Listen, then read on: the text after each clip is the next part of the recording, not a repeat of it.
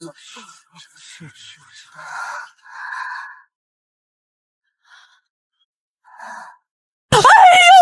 命的侄女啊，你怎么这么想不开呀？沈家退婚也是为了你好，你怎么就气性这么大，非要寻短见啊？大伯母，我的心都要碎了！呸！王氏，你少在这猫哭耗子假慈悲！谁不知道你把明月的未婚夫沈青云抢过去，给了你自己的亲闺女楚娇娇？不仅如此，你还把明月去州府绣行的名额给吞了！你这是硬生生把这丫头往死路里逼呀！你个老陈婆胡咧咧什么？明明是这臭丫头自己命保！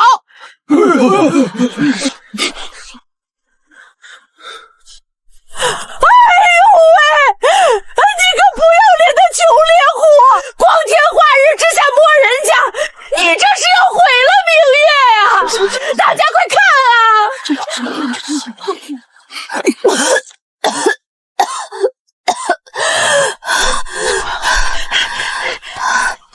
别怕。什么情况？我不是在工作室赶制高定礼服，熬夜猝死了吗？怎么晕在个极品古装大帅哥怀里了？这沉浸式剧本杀也太逼真了吧！帅哥，加个微信呗。微信是何物？我手机呢？我刚买的顶配手机呢？哎，你们谁看到我手机了？这楚家大丫头莫不是摔傻了？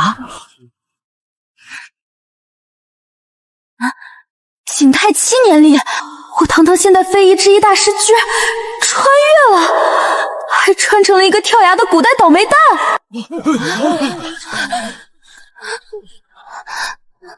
堂姐，你没死太好了！楚娇娇那个不要脸的，此刻正在家里穿着你的嫁衣，代替你凤光出门呢。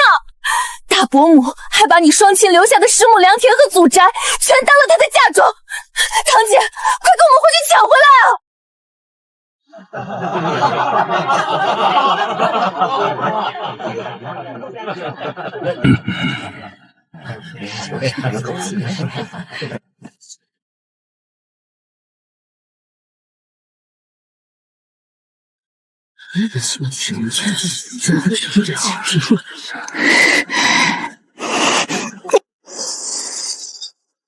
痛死我了！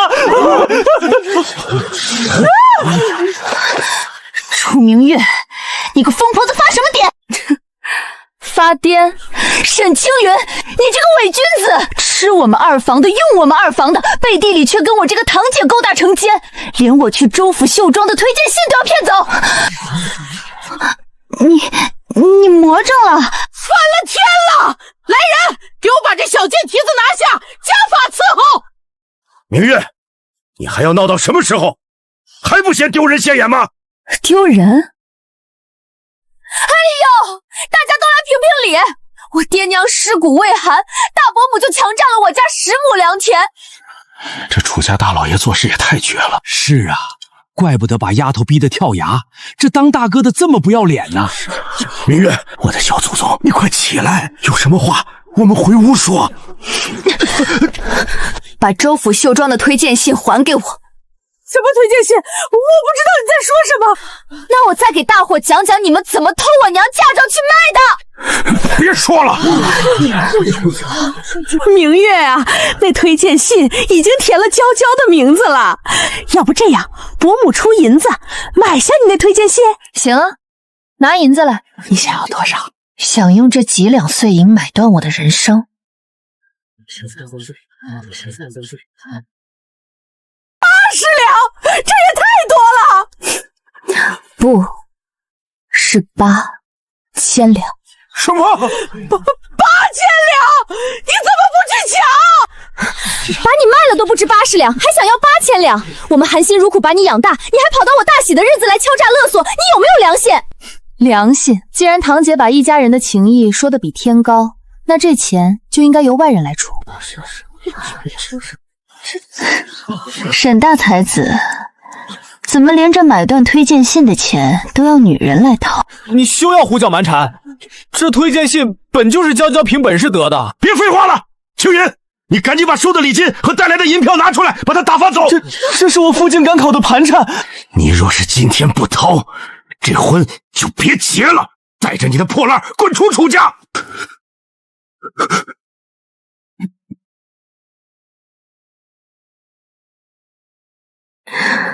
算你识相。钱也拿了，你现在可以滚了吧？滚！推荐信的钱是结清了，沈青云骗我感情的精神损失费怎么算？你还想要什么钱？我真没钱了，1文都没了。没钱还敢结婚？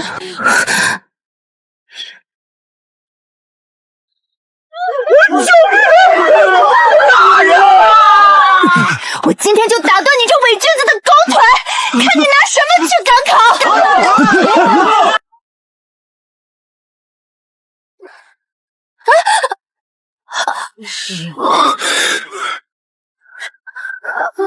云层是天空的一封信。是你，落阴崖下救我的那个猎户。哪来如此俊美的小郎君啊？是来抢亲的吗？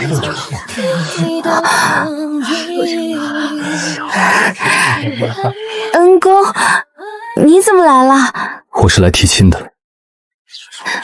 我想起来了，我娘早把她以2000两银子的聘礼嫁给了后山那个克妻的猎户，就是这人。这楚大老爷也太不厚道了，亲女儿嫁前途无量的读书人，兄弟的女儿嫁给猎户，这家人怎么回事啊？又偷又骗的。你快闭嘴！楚大老爷，这婚书和契约，你们不会不认账吧？当年家里实在穷得揭不开锅，我也是没办法才签的字啊。楚家大房拿了我大哥2000两银子，现在楚娇娇已经嫁给了这个穷酸秀才，那就只能由楚明月来履行这纸婚约。若是不肯把人交出来，便立刻将当年那2000两银子连本带利的还给我大哥。2000两，这把楚家卖了也凑不齐啊！这楚家大老爷真是造孽呀，吞了人家2房的良田，还拿侄女去抵2000两的巨债。原来当初要嫁给猎户的是楚娇娇，现在看不上人家了，又马上跑去嫁个读书人，推表姐挡灾，真是太没良心了。明月啊，你大伯现在拿不出这笔钱，这婚事本就是长辈定下的，父母之命媒妁之言，你就该替这个家还债。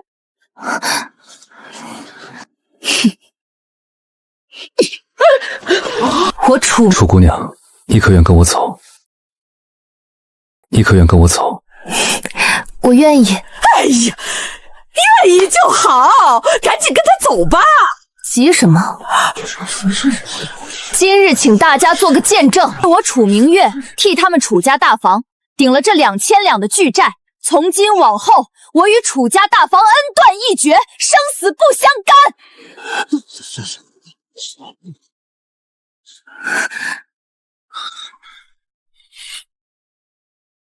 凭什么这么俊俏的男人，竟然便宜了这个死丫头？自由了！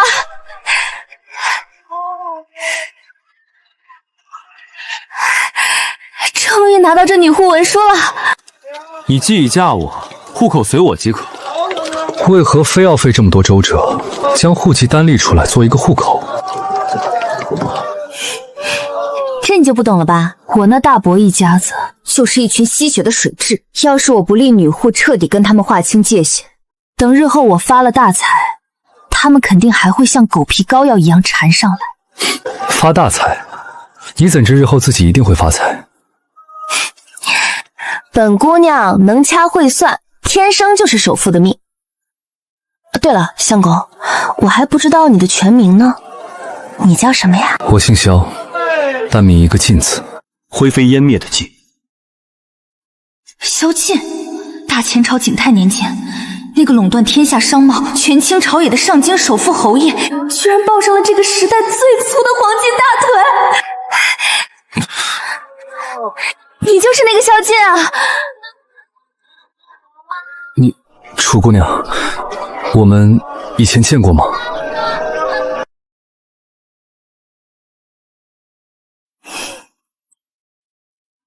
既然我们已经在官衙盖了红印，过了明路，那你现在就是我的亲亲相公了呀！哎呦喂，嫂子，光天化日，朗朗乾坤啊！这有伤风化啊！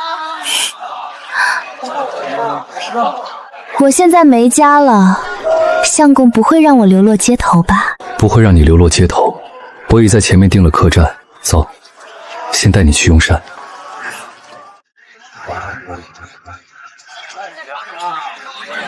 还真有仪式感，这随便吃一点得花他1年的收入吧？我待会儿得点点便宜的。萧炎，波氏的穆里大人，你在2楼天字号雅间等候多时了。求人做买卖就该有求人的姿态，让他们再等半个时辰。是，萧炎说的是。我先去楼上处理些杂事，你在这前厅寻个好位置，点下爱吃的菜，账记在我头上。去吧，我在这等你。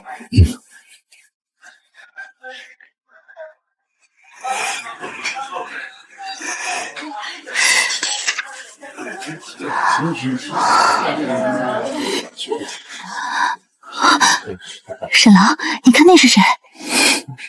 他怎么会在这里？这春风得意楼可不是他那种乡野村妇消费得起的地方。还能问什么？肯定是拿着从我们家讹去的那8000两银子，跑到这儿来挥霍装阔气了。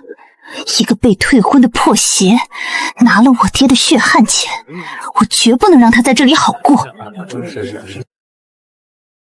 沈郎，你可知这楼的掌事姑姑是我的远房表姐？今日酒楼2郎有大人物设宴招待波斯使节，正是她全权操持。我待会儿就让表姐出面，把这贱人像轰狗一样轰出去，让她丢尽脸面。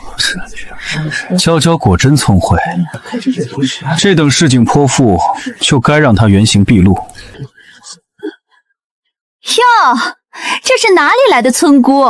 也不撒泡尿照照自己的德行。春风得意楼也是你这种浑身穷酸气的人能进来的？莫不是拿了楚家的钱挥霍一空，想在这儿吃霸王餐吧？我当是谁呢？原来是专捡别人破烂的绿茶堂姐。怎么，沈大才子没钱请你下馆子，要跑来我这儿讨剩饭了？你个不要脸的贱人，死鸭子嘴硬！诸位乡亲评评理，此女本是我的未婚妻，因贪慕虚荣，品行不端，被我退婚。谁知她对我死缠烂打，今日竟一路尾随我们夫妻2人至此，简直是不知羞耻。原来是个被弃的村妇啊，长得倒是明艳，心思却这般歹毒。就是，沈青云，你这脸皮怕是比城墙拐角还要厚。被我用扁担打得抱头鼠窜的时候，怎么不摆出这副清高读书人的酸腐样？表姐，你快来！这里有个吃白食的泼妇闹事，快叫人把她撵出去！放肆！敬酒不吃吃罚酒。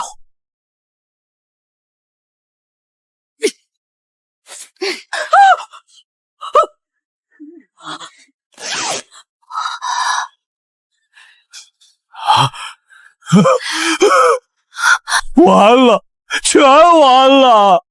这可是波斯穆里大人指定要看的贡品神医呀！是他故意撕毁了贡品华服。对，就是这泼妇毁了这稀世珍宝。此等劣妇就该立刻扭送官府查办。看来今天这场戏会很有趣，这可如何是好？来人，马上扭送衙门！你们看，这走线针脚虽然细密，但转折处生硬死板。再看这袖口的剪裁，完全没有考虑人体的走势。这种衣服，白送我都嫌扎人。毁了衣服还敢大言不惭！少跟他废话，把他给我绑了送去衙门。给我半个时辰，我能用这破布改出一件绝世无双的飞天云衣。你若是做不出，就当众赔偿1万两白银。还要在这里自扇100个耳光，磕头认错。行，但若是我做出来了，你和沈青云必须当着这春风得意楼所有人的面，双膝跪地，连磕3个响头，叫我3声姑奶奶。荒谬，简直有辱斯文。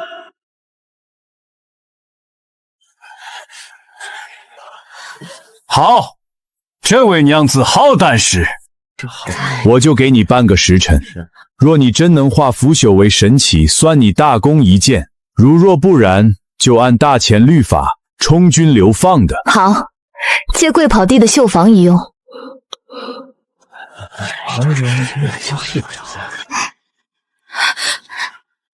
表姐，这女人诡计多端，你去准备工具的时候。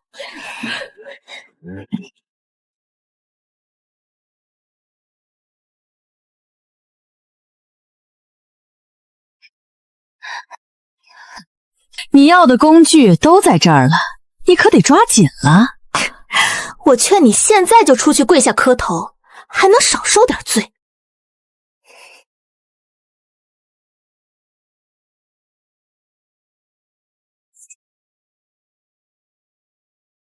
这可是咱们酒楼最好的工具了，要是捡坏了这贡品，罪加一等。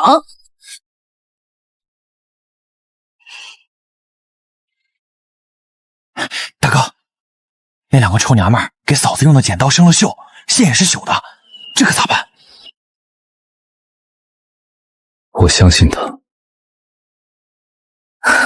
看来这春风得意楼的掌事，不仅心是瞎的，眼也是瞎的。你敢骂我？跟我玩这种低级手段，今天就让你们见识一下什么叫现代非遗传承人的降维打击。这怎么可能？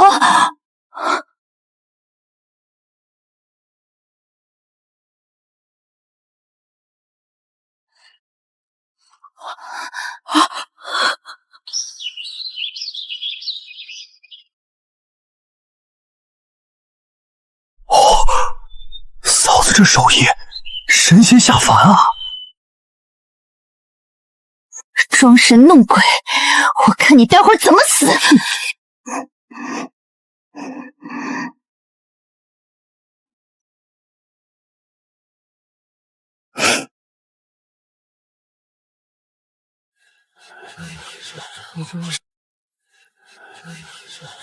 时辰已到，那烈妇定是畏罪潜逃了。世杰大人，不如立刻报官拿人吧。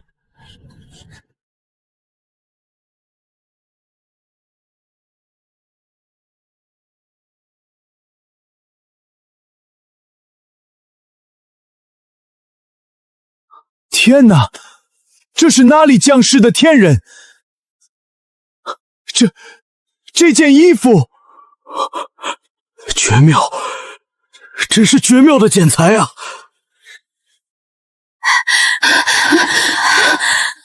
你们别被他骗了！这衣服把腰身收得这么紧，成何体统？这根本就是有伤风化，上不得台面。外邦风情本就注重身形之美，我将天朝的古法苏绣与异域的修身建材相融，既彰显了天朝包容万象的气度，又不失灵动。你眼界狭隘，不懂欣赏，就别在这里丢人现眼。这位娘子说的太对了，这件华服简直是天下第一的绝品，完美的技艺。这件云裳，我愿意出10倍的重金购入。今年的海贸贡品就要这个款式。这怎么可能？这怎么可能？我不信，他肯定是用了妖术。那剪刀分明被我表姐换成钝的了，针线也是烂的。你怎么可能裁剪的这么好？原来如此，暗中在制衣工具上做手脚，企图毁坏贡品，构陷他人，这等卑劣行径，真当春风得意楼里没人能治得了你们？无耻！天朝的商誉绝不能容忍你们这种小人玷污。萧老爷息怒，都是底下人有眼无珠。这笔波索海贸的大单子，利润丰厚，您看是由您亲自接手吗？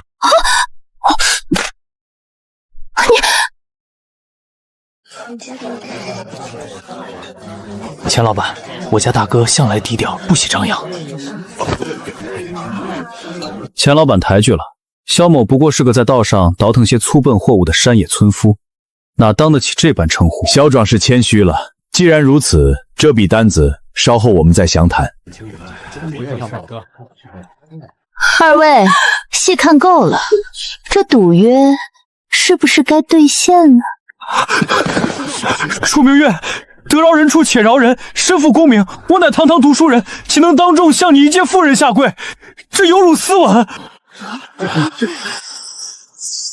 大钱律法管不了的事，我来管，愿赌服输。今日若是不跪，我让你这2条腿一辈子都站不起来。我跪。姑奶奶，姑奶奶，姑奶奶，不过是些小伤，不碍事的。还说无妨，都伤成这样了。你这样子，倒让我有种看话本的错觉。什么话本？话本里那种隐藏着惊天身世、杀伐果断，却只对女主角一人温柔的霸道王爷呀。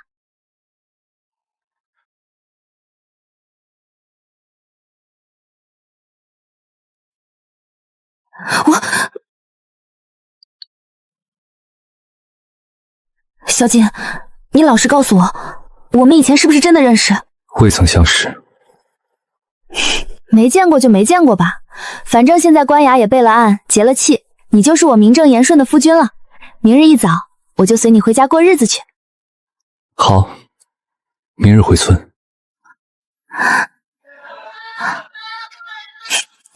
这下算是彻底把户口落定了，谁也别想再拿身份拿捏我。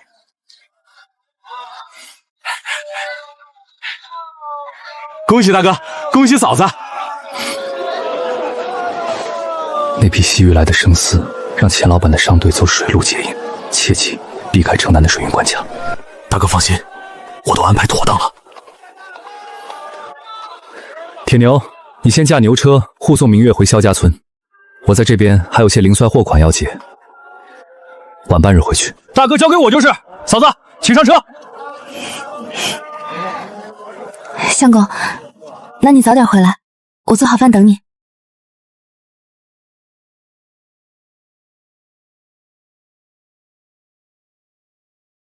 不愧是未来的首富，院子这么大。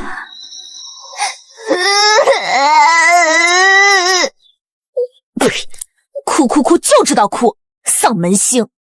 萧大哥也是心善，不知道从哪儿捡来这么个野种，整天除了吃就是哭，纯纯就是个浪费粮食的废物。就是养条狗还能看家护院，养这小拖油瓶能干啥？照我说，养他的钱不如直接给我。大娘说的是。还有啊，听说萧大哥这次进城还带了个女人回来，说是那楚家大房不要的赔钱货，真当咱们萧家是收破烂的了，什么阿猫阿狗都往家里领。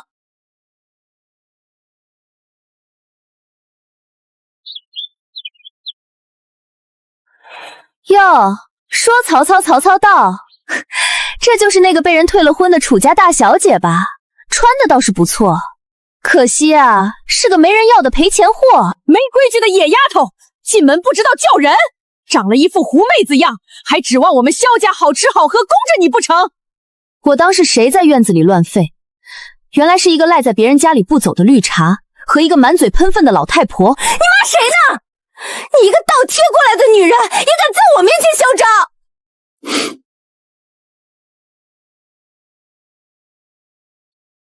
萧大哥，你可算回来了！这女人一进门就欺负大娘，还拿话挤兑我，我被她气得头好晕啊！哎呦！都给我睁大眼睛看清楚，这是官府盖了红印的婚书，楚明月是我萧晋明媒正娶的当家主母，这个家从今往后由她做主。你个不孝的白眼狼！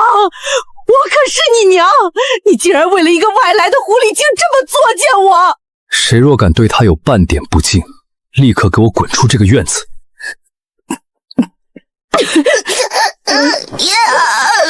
明月，走，我们进屋。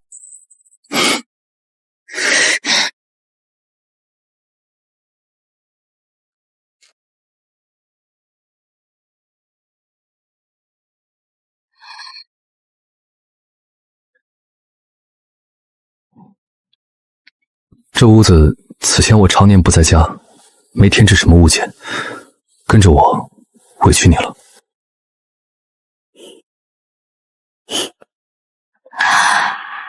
委屈什么呀？这地方多好，空间够大。你看，这面墙前头刚好可以摆2台织布机和纺车，光线也充足。这边靠窗的位置，咱们安几个大染缸，还有这儿，打一个顶到房梁的实木大衣柜，专门用来存放极品布料和丝线。咱们要在这一无所有的破屋里建一个聚宝盆。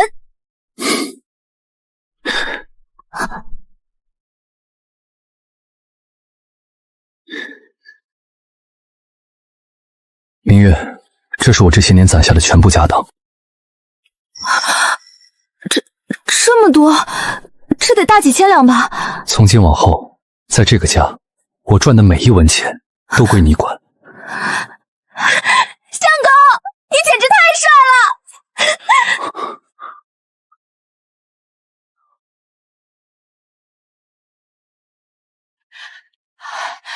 老天爷，这小子居然私自藏了这么多银票！您看那小贱人得意的样子，萧大哥真是被猪油蒙了心，几千两银子居然全上交给了这个刚过门的外人。哼，咱们走着瞧，老娘有的是法子，把他们手里的钱全榨出来给我亲儿子用。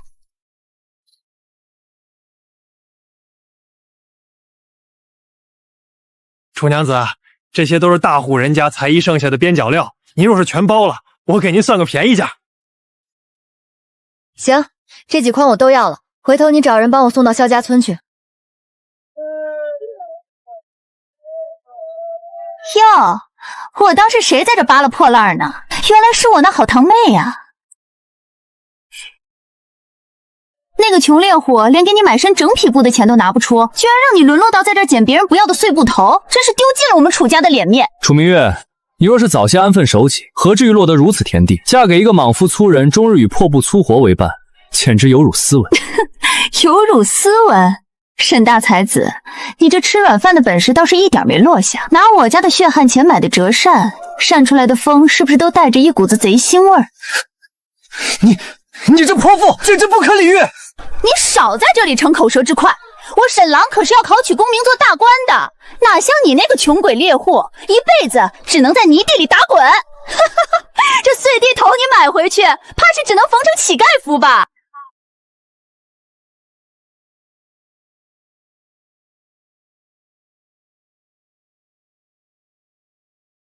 刚才在那边看到这个西洋玩意儿，想着你会喜欢，便顺手买下了。哎呀，这西洋怀表可不便宜吧？上面这么多红宝石，相公你也太破费了。堂姐，你刚才说什么来着？我相公买不起布？哎，这随便买个小玩意儿的钱，怕是能买下这整条街的布庄了吧？不知沈大萧子有没有给你买过哪怕上面的一颗红宝石啊？我的老天爷，这可是番邦进贡的西洋表啊，连知府夫人都不一定用得起。这猎户到底是什么来头？居然能随手拿出这等稀罕物？这必定是假的！一个山野村夫怎会有此等重宝？你若再敢多说一个字，我就让你吞了这把扇子。走，回家。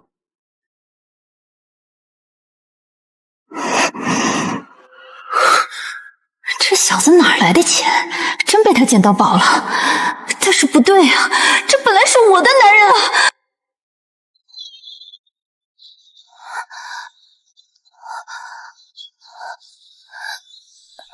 修儿姑姑，我头好痛，身上好冷。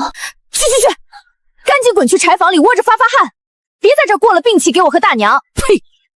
要不是萧劲当初为了还他那战友的恩情才收养的遗婴，怎么可能还给他一个地方睡？大娘，您算算，萧大哥养他都花了好几百两了，他肯定还藏着不少私房钱呢。结果现在倒好，钱全交给了那个狐狸精楚明月管，您这个当娘的连个铜板都见不着。那个没良心的白眼狼，有钱全打给外人，等他回来，我非让他把钱全吐出来不可。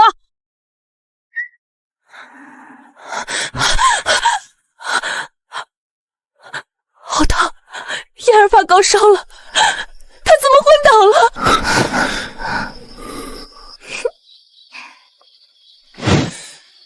燕儿怎么会烧成这样？你们白天是怎么照看的？这关我什么事儿？肯定是他自己乱吃了什么脏东西，小孩子嘛，烧一烧就好了。去什么医馆？那医馆烧钱的无底洞，随便弄点草木灰兑水喝了捂捂汗就行了。萧大哥，你一个大男人就是不懂持家。楚明月一进门，孩子就病了，我看他就是个没用的东西，不如你休了他，把钱交给我来管，我肯定把这个家当好。用我娘的上等口汁对着猪油抹在自己嘴上，这也叫懂持家？你以为你长期偷拿我娘胭脂水粉的事我不知道？立刻带着你的东西滚出萧家！你个眼皮子浅的贼骨头，敢偷到我头上了！让开！走！你们是怎么做父母的？这是孩子吃不饱穿不暖，身体弱，受了风寒引发的高热，再晚送来半个时辰，这小命就保不住了。都是我不好，我光顾着盘算生计，竟没早点发现他受了这么多委屈。从今天起，他就是我楚明月的亲儿子，谁也别想再动他一根指头。明月，你在这里看着燕儿，我去钱塘抓药煎药。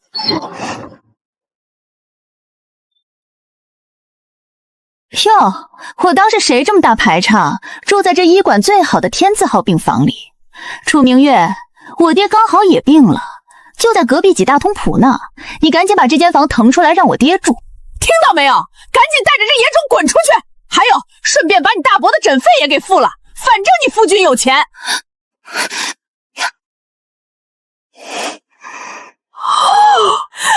人啊！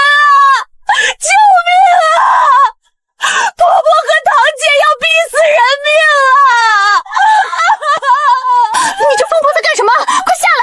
大家快来看啊！楚家大房霸占我父母遗产，卖我抵债还不够，现在连我苦命孩儿的救命病房都要抢，还要抢我相公卖命换来的银子，不给钱就不让人活了啊！我不活了！哎，这不是前两日闹得满城风雨的那个抢自家妹夫的不要脸堂姐吗？天杀的，连看病的小娃娃都不放过，还要抢人家的看病钱，这还是人吗？报官！抓他们去见官！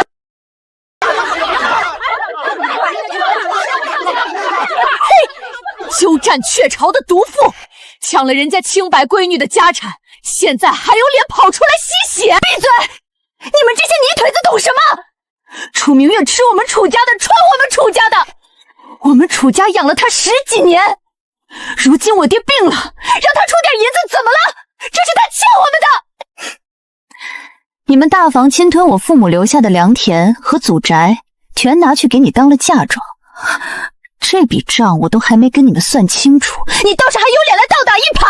说到嫁妆，堂姐，你费尽心机抢走我的未婚夫，不就是图沈青云那点微薄的聘礼和读书人的体面吗？怎么，这才成亲几天，沈大才子连大伯的药费都拿不出来了，还要你来抢我生病儿子的病房？大家可不知道吧，那个满口仁义道德的沈青云，其实是个借钱装阔的穷光蛋。成亲当天的8000两违约金，都是压干了楚家大房的腰底才凑出来的。堂姐，这叫倒贴的蠢货！哎呦喂喂，我还当嫁了个什么金龟婿呢，原来是个倒贴的穷酸鬼呀！真是恶人自有恶人磨，活该连看病的钱都没有！贱人，你敢毁我名声，我撕烂你的嘴！娇娇，别闹了，这么多人看着，咱们讨不到好的，快闭嘴吧！医馆种地，岂容你们这般撒泼打滚？你们在这里大呼小叫，已经惊扰了天字号的贵客。来人呐，把这俩乌烟瘴气的人给我乱棍打出去！日后楚家大房的人，医馆一律不准接待。楚星月，你给我等着！今日之辱，我定要让你百倍偿还！我要让你好看！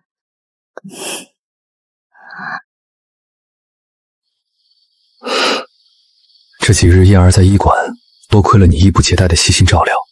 大夫说，若不是你，他怕是熬不过这一关。这有什么好谢的？既然我认了他当儿子，这就是我为人母的本分。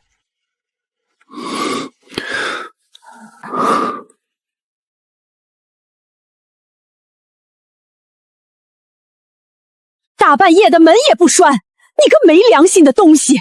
进山打猎卖的银钱呢？赶紧给我拿出来！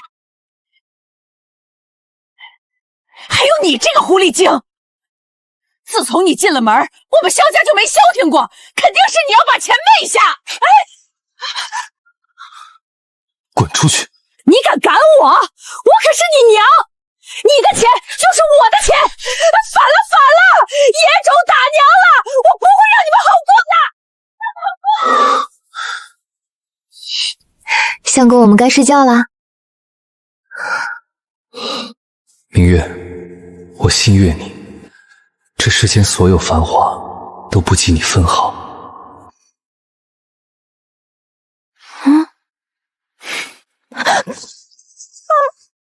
你什么时候醒的？你干嘛不出声？刚醒没多久，见你睡得正香，便不忍打扰。好了，不逗你了，快些起身洗漱。昨日燕儿受了惊吓，今日让铁牛在家看着她。我带你去镇上最大的布庄和织造房转转散散心。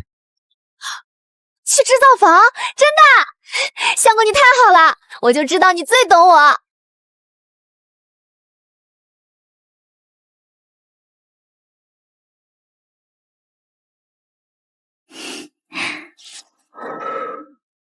完美！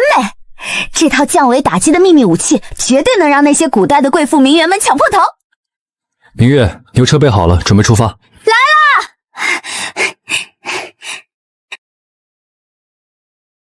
张掌柜，传我的令下去，即日起，扩大江浙一带的上等生丝采买，数量在原有的基础上翻倍。萧爷，这若是生丝数量翻倍，咱们房里怕是日夜不休也忙不过来啊！忙不过来就去招。还要放出重金悬赏，将附近几个州府手艺最顶尖的绣娘全都挖过来，银钱不必吝啬。3日内，我要看到人手备齐。是，小人这就去办。这男人认真搞事业的样子，简直迷死人！随便下个指令就这么杀伐果断，果真有未来首富的霸气底子。张掌柜，你们以往都是单卖布料，或者接些客人自己拿图纸来的零散裁衣活子，对吧？正是如此，客人挑中布料，再找房里的裁缝量体裁衣，这是大前朝各家布庄的老规矩。规矩就是来打破的。从今天起，我们不光卖布料，我们要搞成套高定。高定？那是个什么章程？就是一套不仅包含独家衣裳，还要连带发簪、耳单、鞋履，甚至香囊、手帕，全都打包成一个完整的系列。客人不用再四处跑去费心搭配，我们要让他们知道，只要穿上我们这一整套，就是京城最顶尖的名媛风尚标。老天爷，这收腰的剪裁和裙摆的叠层样式，简直闻所未闻。若真做出来，这得多凸显女子的身段。楚娘子，这图纸真是绝了。明月，你这脑子里到底装了多少奇思妙想？这等商业奇谋，我萧敬自叹不如。你简直是百年难遇的奇才。哎呀，还有人看着呢。掌柜的，本郡主过几日要去赴刺史府的赏花宴，你们这儿有什么新进的料子？那些老掉牙的俗气花样就别拿出来碍本郡主的眼了。这是什么神仙衣裳？这腰身，这袖口的流云设计太漂亮了！这位贵人好眼光，这是本店即将推出的独家成套高定，不仅衣服修身，还配有全套的设计首饰与鞋履，全大钱绝无仅有，独您一份。好一个绝无仅有！这纸上的10个款式，本小姐全要了。给我按着尺寸，每样做一套。掌柜的，定金去找我丫鬟结，银子少不了你们的。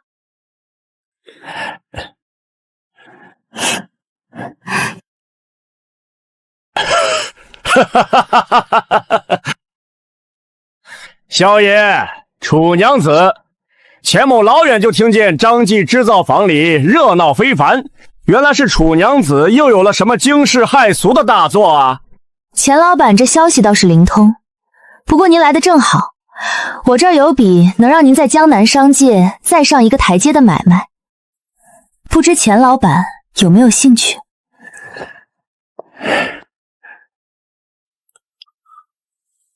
这等成衣定制连带首饰鞋履打包售卖的法子，钱某走南闯北数十年，还真是头一遭见，妙，绝妙！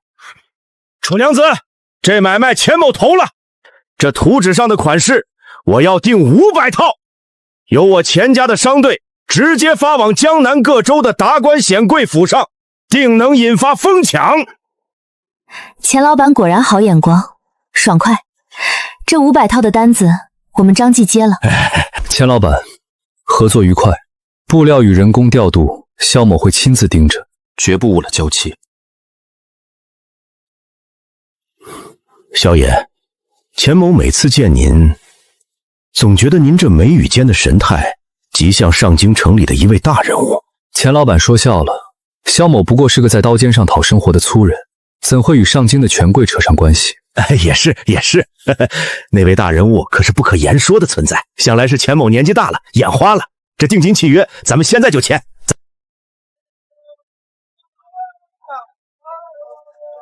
老爷，您刚才在里面说萧爷长得像谁呀？小的怎么瞧着萧爷这通身的气派，倒真不像个打猎的。你懂什么？上京镇国侯府那位走失多年的嫡长子，当年可是满城风雨。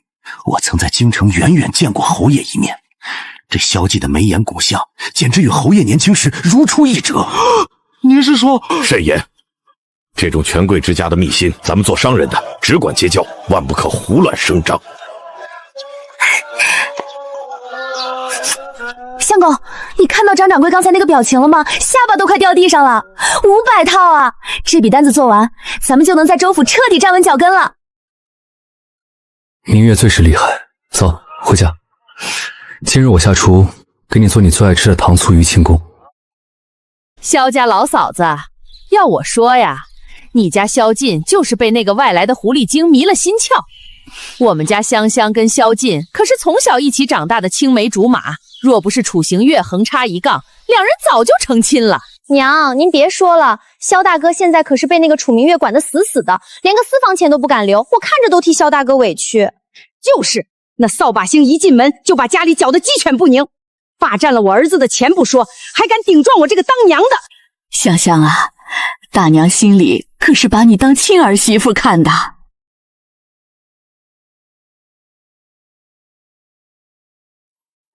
哼，我当是谁在我们家院子里放屁呢？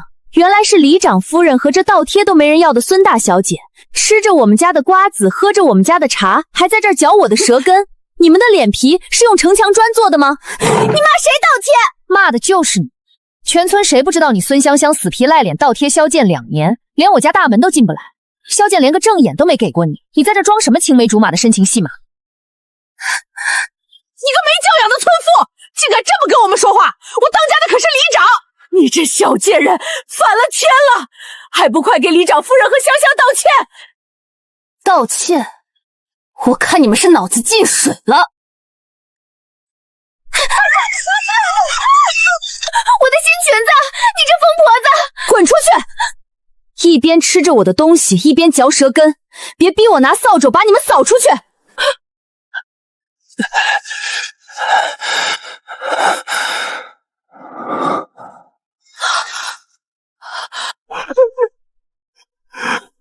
嫂子，出大事了！大哥的腿断了，货全让人劫了。相公，怎么会伤成这样？明月，我对不住你，咱们的货全赔了。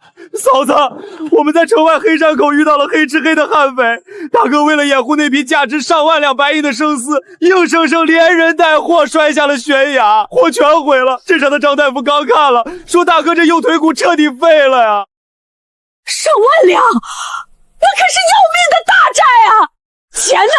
你身上肯定有剩下的碎银子，快给我！我是你娘，你就算死也得把剩下的钱留给我防身。你个老畜生！他伤成这样，你不仅不关心死活，还要搜他身上的救命钱，你还是个人吗？萧家倒台了，你该认清了。哎呦喂，大家快来听听啊！萧金不仅成了个废人，还欠了上万两白银的巨债，这是要把咱们整个萧家村都给连累了啊！乡亲们，萧金这短命鬼破产了，你们借给他家拉货的牛车还有那些借款就要全打水漂了。萧金，你老娘借我家的10个铜板买药钱，今天必须还清，还有我家那辆牛车，赶紧赔钱，不然我把你家这破院子拆了抵债。这债跟我老婆子没关系，你们找楚明月要去，这都是他管的家，找他要。萧金，楚金，萧金。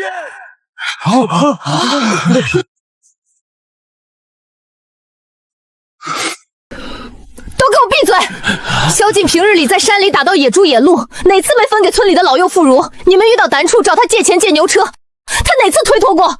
如今他遭了难，你们不仅不帮，反而个个跑来落井下石，你们的良心都被狗吃了吗？一码归一码，亲兄弟还明算账呢，我们家的日子也不好过呀。不就是几辆破牛车和一些散碎借款吗？我楚明月今天把话撂在这儿，3个月内连本带利，我一分不少的还给你们。若是谁再敢借机生事，往前多迈一步，别怪我手里的鞭办不认人。哟，口气倒是不小，几百两的烂账，你说还就还，你拿什么还？乡亲们的散碎银子能拖，我州府绣庄的违约金可等不了3个月。楚娘子，这可怪不得我，这生丝可是给州府大人们备的，如今货没了，按契约违约金整整1万两，我今日也不多要，先收了你们这萧家大院抵押，算作先期赔偿的200两白银。老天爷是有眼的，这下你们连住的窝都没了，今晚要去睡大街喽。要不你现在跪下来求求我，我或许能让我爹在村口的破庙给你们留个铺盖卷儿。这院子不能拿走，这是我相公的祖宅。楚娘子，白纸黑字的契约在这儿，这可由不得你。掌柜的，你收这破院子去卖，少说也要折腾大半个月，还未必能卖到200两。不如这样，我们打个赌。哦，怎么赌？只要给我半日时间，今日日落之前，我便能凭空赚够先期赔偿的银两，交到你手上。半日？你当你是财神爷转世，能凭空变出金元宝吗？楚娘子，这可是江南大商的都不敢夸下的海口，你若输了，又当如何？若我半日内赚不够银子，连人带房，任凭掌柜的处置，绝无二话。好，那我等你。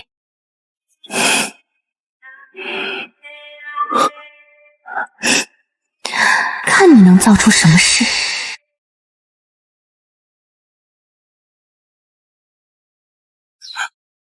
铁牛，别哭了，去把前几日我从集市买回来的那些碎绸缎边角料，还有针线坡龙，全都搬到院子里来。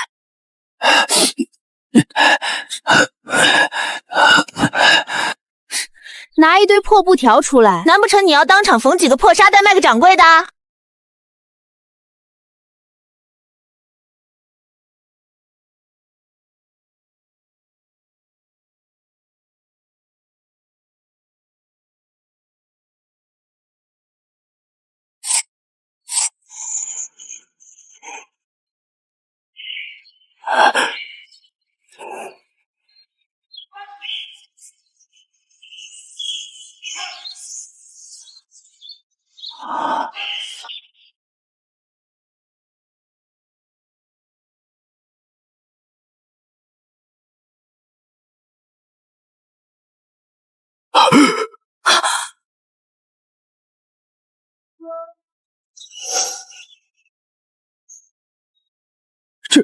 这版型，这走线，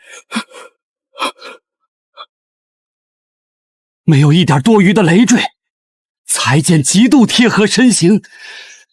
若是有那些达官抢贵穿上，必定气宇轩昂。这等款式，我做了半辈子布庄生意，简直闻所未闻。掌柜的果然是识货的内行人，上流权贵极好面子，若有这等独家手艺做出的成衣，千金难求。样衣你也看到了，这是这4款常服的精细图纸，上面有我独创的剪裁比例与缝合秘法。楚娘子，这4件成衣和这4张图纸，我州府绣庄全要了，你开个价。2000两一套，有点贵了吧？2000两？2000两！掌柜的在州府做生意，难道还不清楚那些达官显贵的做派？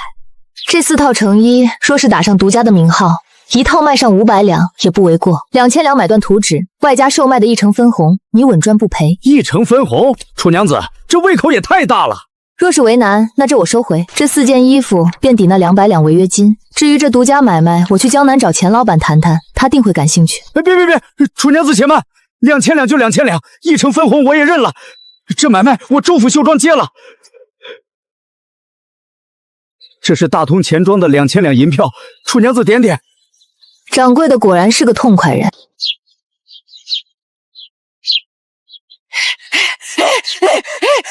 拿来吧你！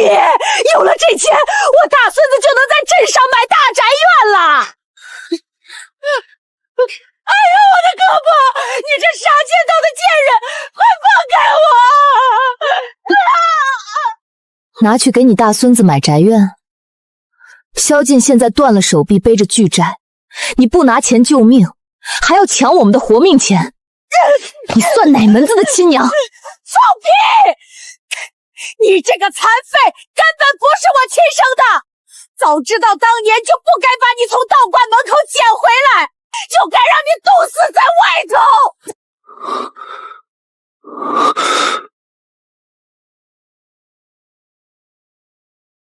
什么？看什么看？就算你是个野种，那也是老娘当年从道观门口捡回来，一口糊糊一口水拉扯大的。这养育之恩大于天，你赚的钱就该全部孝敬我。好一个养育之恩大于天！既然你要摆亲娘的谱，那咱们就把账算得明明白白。萧燕现在右腿废了，干不了活，身上还背着1万两白银的违约金，以及乡亲们数不清的牛车和借款烂账。既然你以他亲娘自居，那这上万两的巨债，自然该由你这个当娘的来替他全数偿还。各位乡亲，冤有头债有主，他既然要当萧剑的主，你们的账现在通通找他要去。听见没？赶紧还我家的借款，还有我家的牛车钱。你既然是他娘，父债子偿，子债母还，快掏钱！哎呦，别找我，我没钱，我一个半截身子入土的老头子，哪来的1万两银子？没钱？没钱就拿你大孙子的宅子抵，拿你们弟弟。那可不行啊，那是我们老萧家的命根子啊！想不被连累也行，这是一份断亲文书，只要你在这上面按下手印，从今往后，萧燕与你与萧家再无半点瓜葛。他的生老病死，他背负的上万两巨债，统统与你无关。你可想好了，是签字还是替他还钱？他本来就是个来历不明的野种，跟我没半个铜板的关系。我签！你们谁也别想找我要1文钱！如果云层是天空的一封信，能不能再听一听明月，多谢。就算是残忍，谢什么？以后我就是你在这世上最亲的人。不对呀，楚明月刚才掏银票的时候，怀里明明还鼓囊囊的，他肯定还藏了没拿出来的钱。大娘，您等等我！你个贼骨头跟来干什么？大娘，您就这么甘心被赶出来啊？我可是亲眼瞧见的，前2天楚明月从镇上买了好几匹上等的流云锦，全堆在屋里瞎折腾呢。那流云锦可是寸锦寸金啊，他要是没钱能买得起那种金贵东西，您可是萧大哥的亲娘，就算签了什么破纸，那也是打断骨头连着筋，他凭什么不孝敬您？呸！我就知道他不老实，拿着我们的钱去买什么流云锦。大娘，您这是要去哪儿啊？回去拿属于我的东西。他要是敢拦，老娘今天就躺在他家院子里不走了。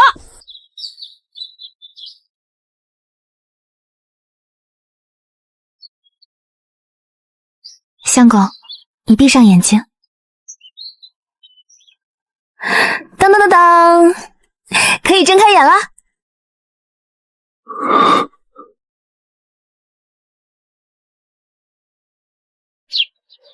今日是你生辰，我特意用上好的流云锦，结合了方便你单臂穿脱的扣棒设计，为你量身定做了这套衣裳。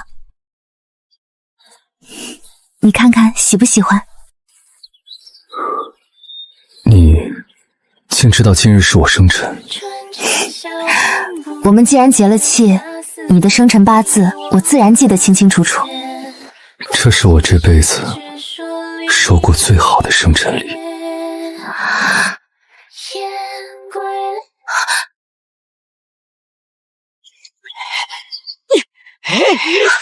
好啊！你们这对丧尽天良的东西，背着几万两的债装穷，居然躲在家里穿流云锦！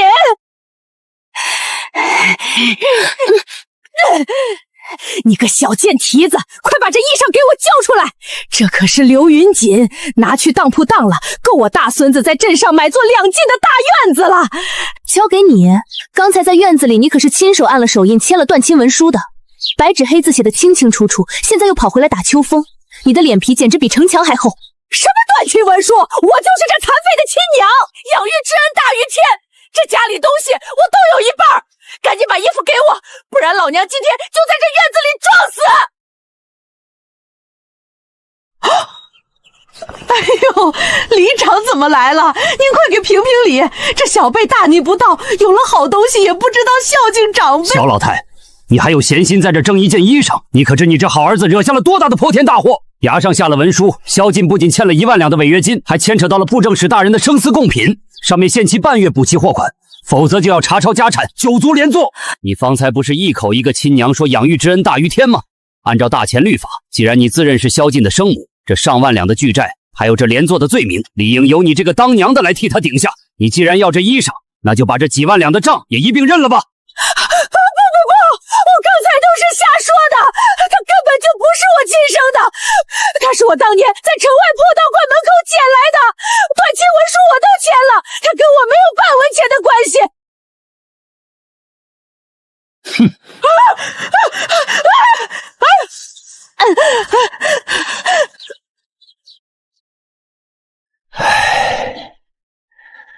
小劲生死遭劫，致绣坊巨额亏损，掌柜遣散众人，绣坊就此倒闭，数十村民工钱被欠，生活陷入困境。哎喂，饿死也是你们活该！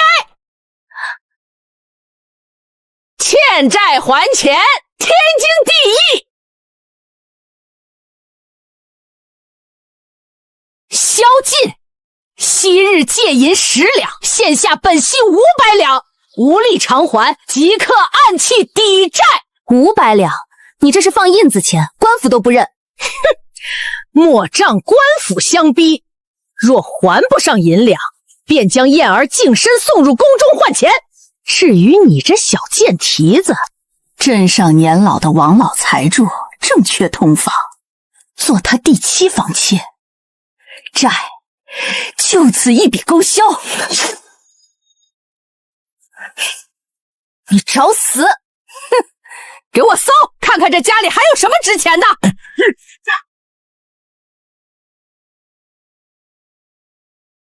呸！穷光蛋，就剩下这半袋连猪都不吃的红薯面了。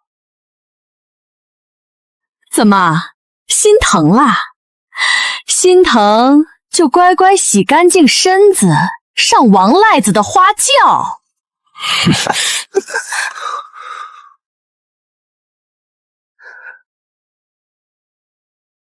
我赌3日为期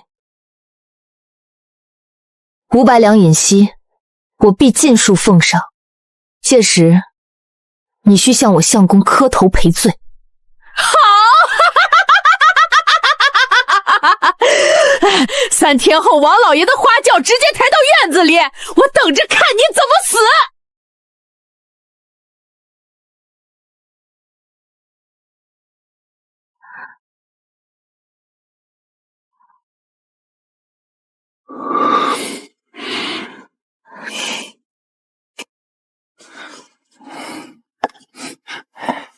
嫂子，香囊绣有12生肖，十分精致。何苦封在盒中？买家总要挑选花色。这你就不懂了吧？这叫盲盒。啥盒？盒内生肖随机，集齐12款可得好运，百份里还藏着一款稀有样式。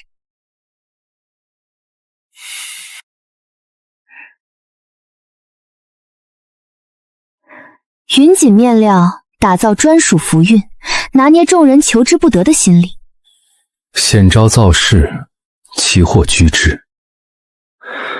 你这份经商心机，远胜朝堂老谋之士。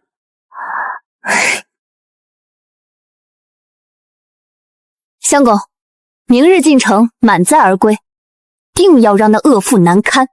铁牛、庄香，明早出发。是。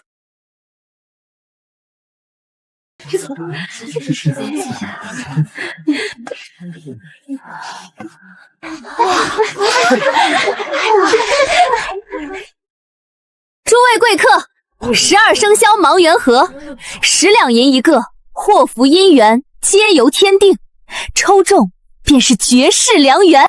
王公子，奴家想要那个隐藏款，寓意多好呀！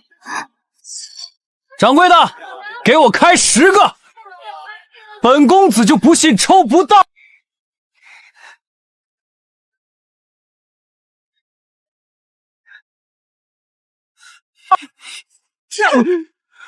再给我开20个！先要100个，先到先得。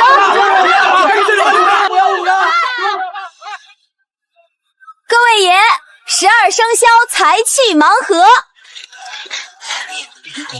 今日特设隐藏款财神降临，抽中者今日逢赌必赢，大杀四方。限量发售，错过再等10年。给我来5个，我要开财神！滚开！我包圆了，老子今天必须转运。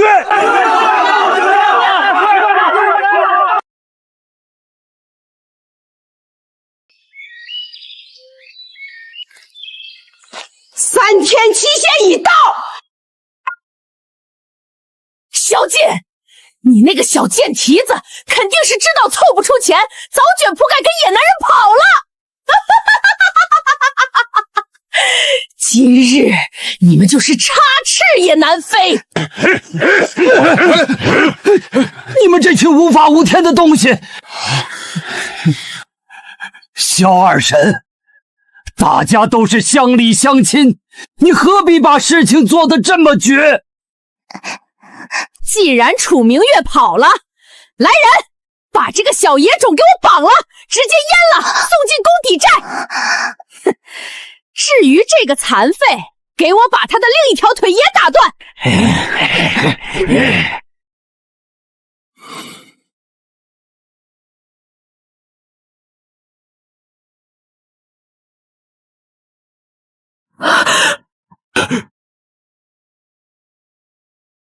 谁敢碰我夫君，孩儿一下！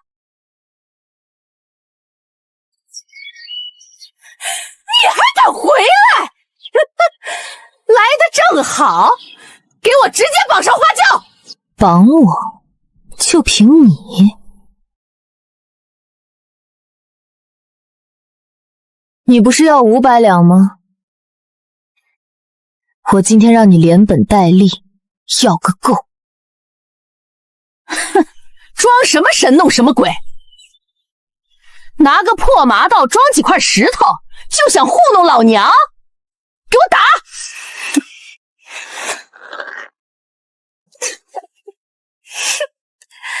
借着你的烂命钱！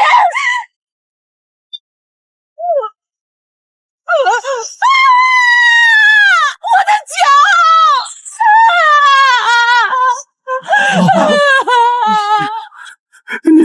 你这泼妇！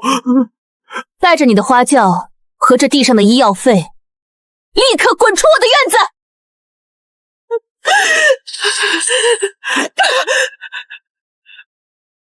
二婶，我仔细查了一下，敲诈勒索、强抢民女，好像能告官府哦。是我小看了您，我知错了，给您赔罪磕头，求您高抬贵手。走吧，别让我再见到你。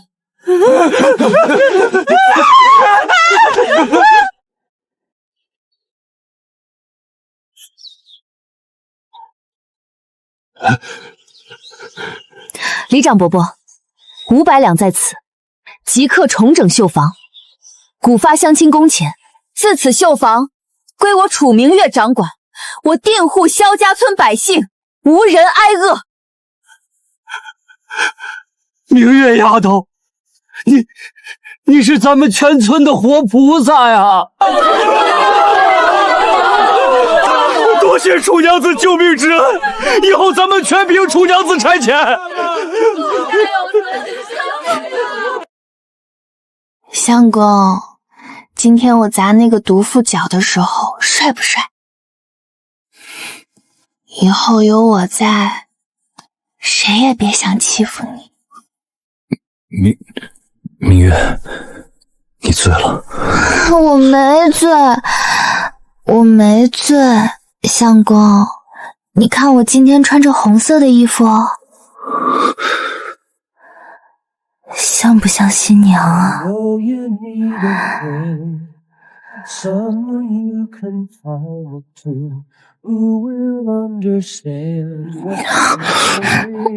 赚大钱买大宅子。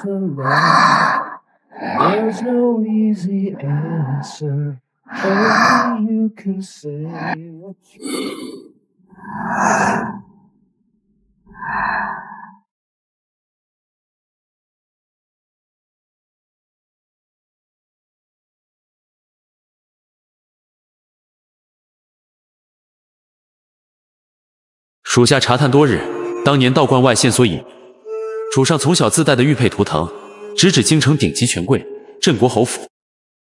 嫂子，大哥，楚家大房派人送请帖来了。大伯家又做什么妖？沈青云高中榜眼，今日宗祠设流水席，荣归故里。送信儿人说，楚娇娇特意指明，请你们夫妻俩赴宴。摆明黄鼠狼拜年，二人专程来我面前显摆。不去，单是想想那副模样的恶心。去？为什么不去？你去受那个窝囊气。沈青云有真才，何须等到今日？如今高中榜眼必有隐情，不妨前去一探。那行，我也带点东西，好好准备一下。你们不晓得京城科举多容易。青云跟我说，考场隔间宽绰，吃喝自备，考官发卷便自顾喝茶，榜一更是随手就能拿到。相公且听他妄言，考场号房窄似鸽笼，搜身极严，断无自带酒菜之礼，考官亦不会偷闲饮茶。这般榜眼，来路怕是漆黑不堪。看来今天这顿饭我们没白来。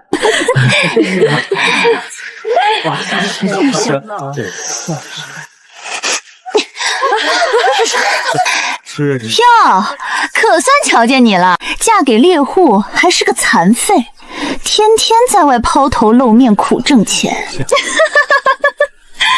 我还寻思你们穷的拿不出贺礼，不好意思来参加青云的榜眼宴呢。堂姐满身锦绣华衫，我家贺礼自有分寸，不劳挂怀。反倒是姐姐，莫要日后窘迫，点卖这身衣饰填补亏斗。楚明月，今日本官荣归，大喜当头。看在亲戚情分，不与你计较口舌粗鄙，安排他们入座。这话说的是，来人，好生领我堂妹夫妻俩到和和他们身家的位置坐下。各位乡亲，龙生龙，凤生凤，老鼠天生打地洞，老鼠就该去边上待着。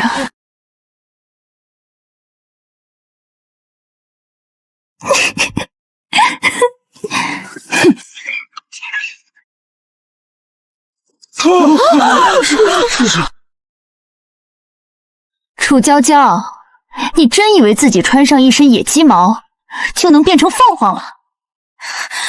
你这泼妇，敢在我家榜元老爷的庆功宴上撒野！来人，把他给我轰出去！轰我出去？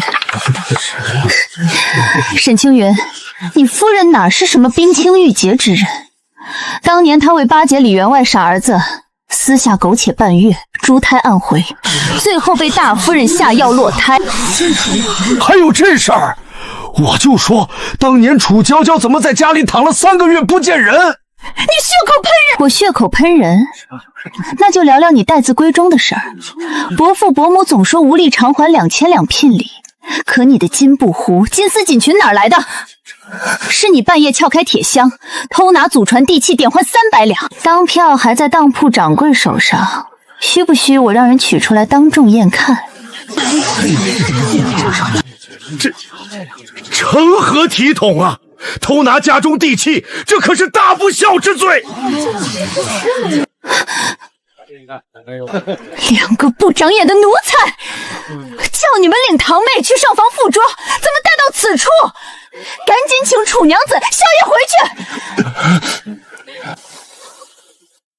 去。原来是下人有眼无珠，夫人再三相邀，我夫妻俩便勉为其难前去坐坐。沈老爷年轻有为，是咱村难得的文曲星，趁今日大喜，还望借马元春光做首诗，叫大伙开开眼界。春光确实好，河畔柳树刚冒了嫩芽，柳树发芽，桃花盛放，真是一派大好春光。大好春光。这等文采，怕是连村口的懵童都不如。老爷连日奔波，染了风寒，嗓子不舒服。诗作改日精养后，亲笔书写装裱，再分送给大家。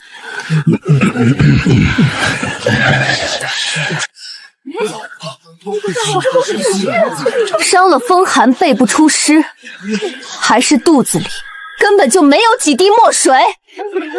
你连几句写景诗都憋不出来，何以能这般轻松考中榜眼？放肆！本官功名圣上天准，乡野妇人妄议科考，罪无可赦。楚明月休得诬陷，你纯粹嫉妒，见我相公金榜题名，心生妒忌才乱嚼舌根。眼红，嫉妒，行啊。你若当真有才，敢当着全村父老一众乡绅与我立赌约吗？打什么赌？只考大前律第3卷，你能完整背诵，我磕头认错，奉上1000两白银。若是背不上，功名便是舞弊，脱官服自扇3掌，滚出本村，敢不敢赌？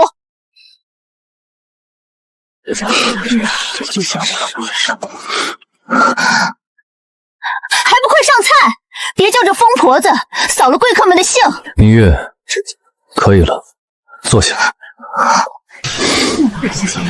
你拉我干什么？这榜眼之位绝对有鬼。口舌之争无用，无证据便会被他官身压制。待他爬得越高，对落才会彻底覆灭。先让他们得意片刻，交给我。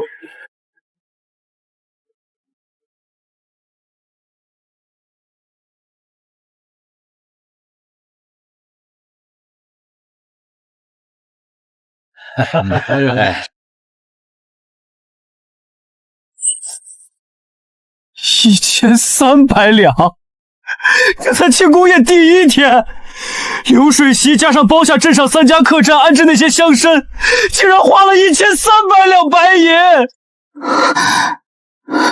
什么？怎么会这么多？大伯给的那点家底，今天一天就快砸进去大半了。亏你敢问！只为撑门面，贤人岂有技术收留白吃白住？明日高官与皇差相制，打点之人方才最费钱财。欲求大利，必先舍小财。搭上皇差这条门路，些许银两转眼便能捞回。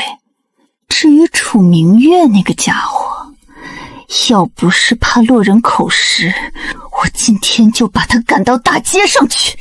你把他们安排在哪儿了？丢去后院冷屋，挫他气焰。明月，看看这个。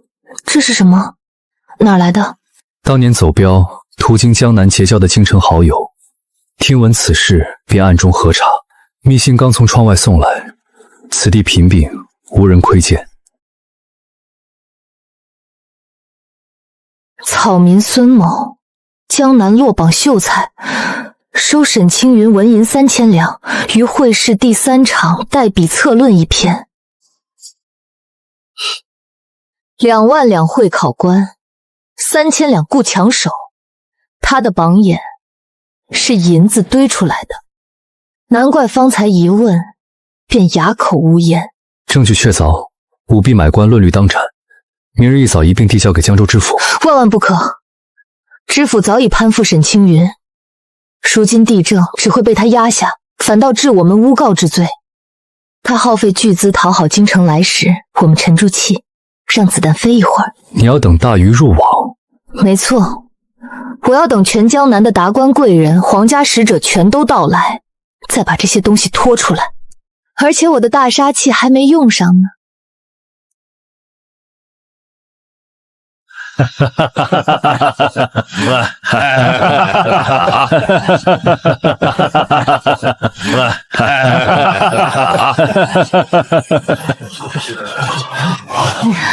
榜眼夫人这身衣裳，真可谓是流光溢彩，锐气千条啊！想必这就是传闻圣上专门赏赐给新科3甲家眷的金丝贡锦吧？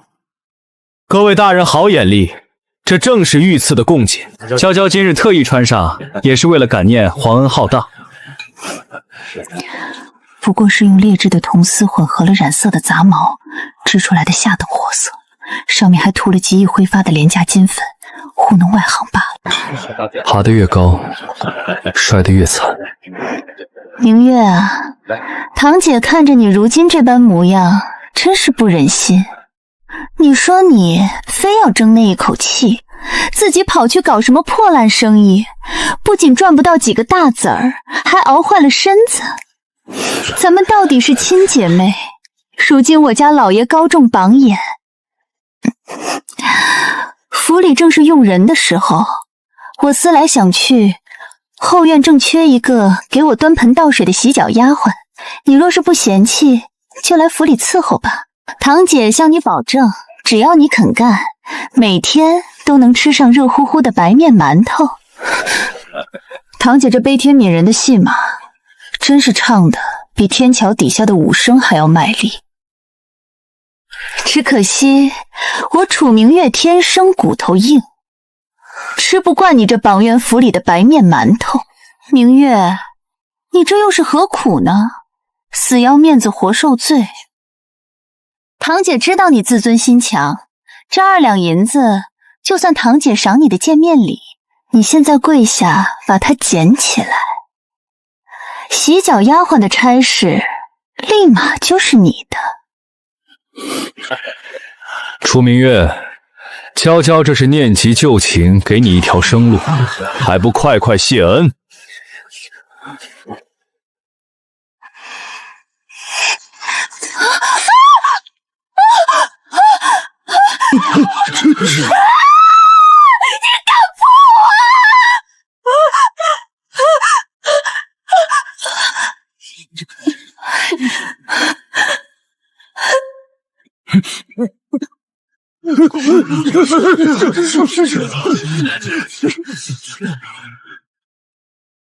这到底是什么怪味儿？简直污秽不堪！我的衣服，我的公瑾，怎么会变成这样？这根本就不是什么皇家御赐的金丝贡锦，不过是用染了色的野狗毛，混着劣质发黑的铜丝，再糊上一层最下等的金粉织出来的破烂货。你休要信口雌黄！这是本官托人重金从京城重金买来的假货，也敢在大庭广众之下冒充御赐之物，大前律法白纸黑字，伪造冒用皇家御赐之物，乃是欺君之罪。沈青云，你拿这种带着野狗骚气味的污秽之物，在这高堂之上宴请江州知府和各位大人，更是谎称此乃皇恩浩荡。你这不仅是藐视皇恩，更是要把在座的各位大人一并拉下水。你是想害沈家满门抄斩吗？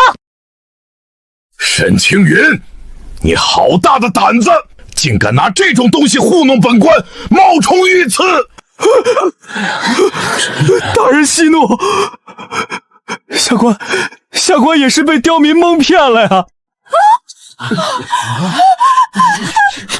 我的事，这都不关我的事，是我一时虚荣，想在乡亲们面前充面子，才去城南黑市偷偷买的假料子。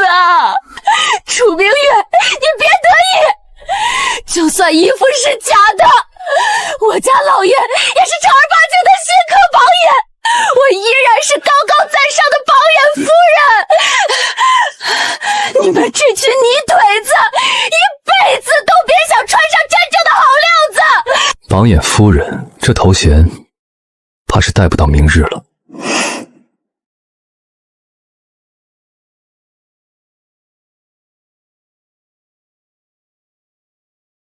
真正的好料子，你们今天算是开眼了。啊！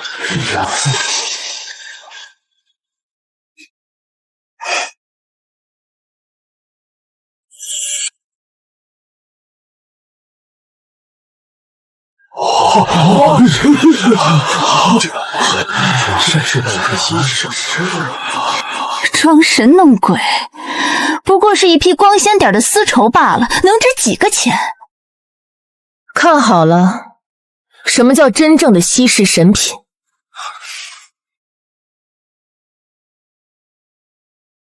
哎呦！暴殄天物，快住手！疯了，他绝对是疯了！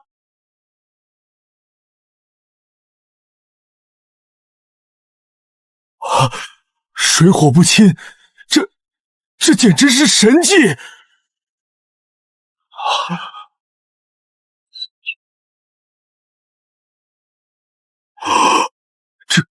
这是何等神物！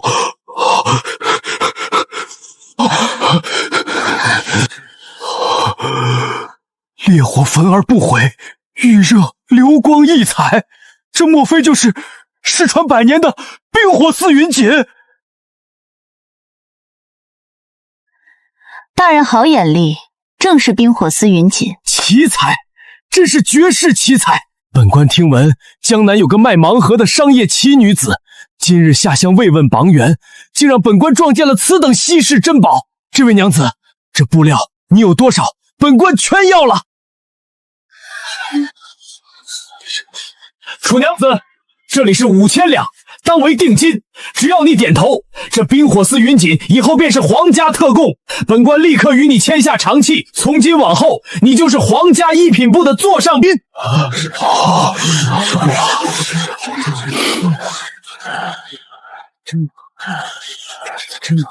大人的好意，民妇心领了。只是这皇家供货的契约，今日怕是签不得。这是为何？难不成楚娘子觉得这5000两定金少了？只要你开口，价钱好商量。与价钱无关，这冰火丝云锦乃是心血之作，容不得半点污秽。这榜远府风气不正，楚娇娇人品恶劣，满嘴谎言，甚至敢拿狗毛冒充贡品欺瞒大人。民妇若是今日在这里签了契约，怕是这神布沾了沈家的安骚气，污了圣上的瘾。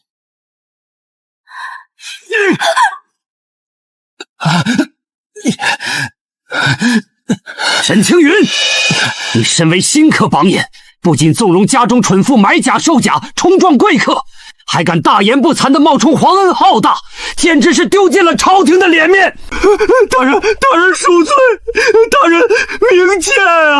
下官真的不知情，都是这贱妇瞒着下官胡作非为。老爷，你不能不管我，老爷。毒妇，给我闭嘴！哼！江州知府听命。下官在，即刻起彻查楚娇娇伪造皇家贡品一事，绝不姑息。在此之前，数夺沈青云与地方官府的一切帮扶免税和合作事宜。江州境内任何人不得以官府名义向榜眼府行方便。下官遵命。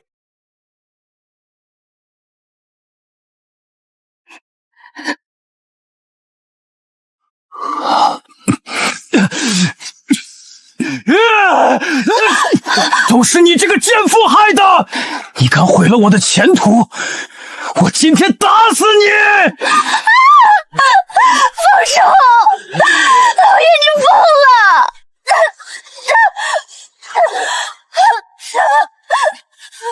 道歉，给楚娘子求饶。她要是不肯跟部长大人签契约，我今天就扒了你的皮！明月，桃姐错了，桃姐给你道歉了，你行行好，快答应部长大人吧。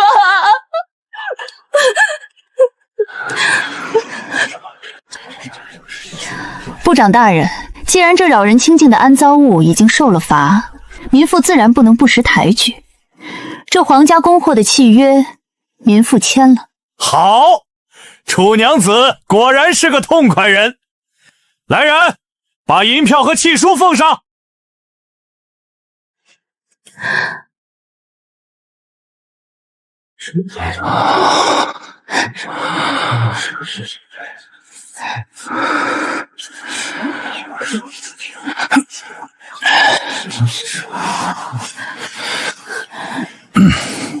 诸位大人见笑了，内人无知，让各位受惊。不过本官毕竟是圣上钦点的榜眼，日后入了京，在朝堂之上，大家同朝为官，自然还有互相仰仗的时候。圣上钦点的榜眼，同朝为官，沈青云，你这脸皮简直比城墙的拐角还要厚。2万两白银买通主考官，3000两雇江南落榜秀才替考。沈青云，你肚子里连半滴墨水都没有，也敢恬不知耻地披着这身官服，在这里摆你的榜眼威风。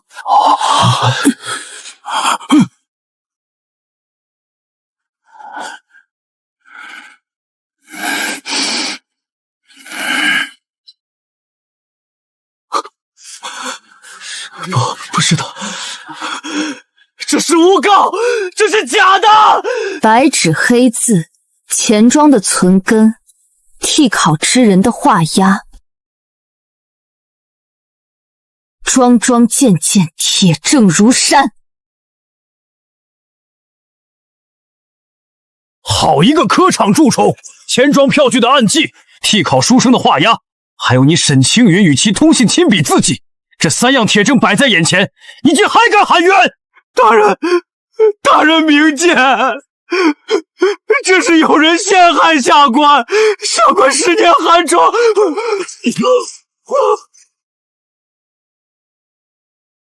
死到临头还敢自称下官，科举舞弊乃是祸乱朝纲的死罪，你沈青云的项上人头都不保了！来人，将这欺君罔上、科场舞弊的沈青云摘去乌纱，扒下官服，即刻打入死牢，听候秋决。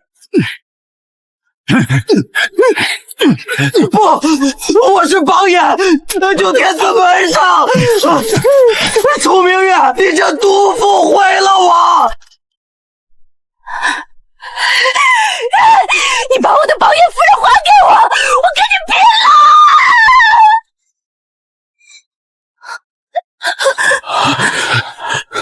堂姐，梦该醒了，带着你的假贡锦回你的破草屋去吧。呸！还摆什么榜眼夫人的谱？原来是个买官的贼！我们楚家村的脸都被你们丢尽了！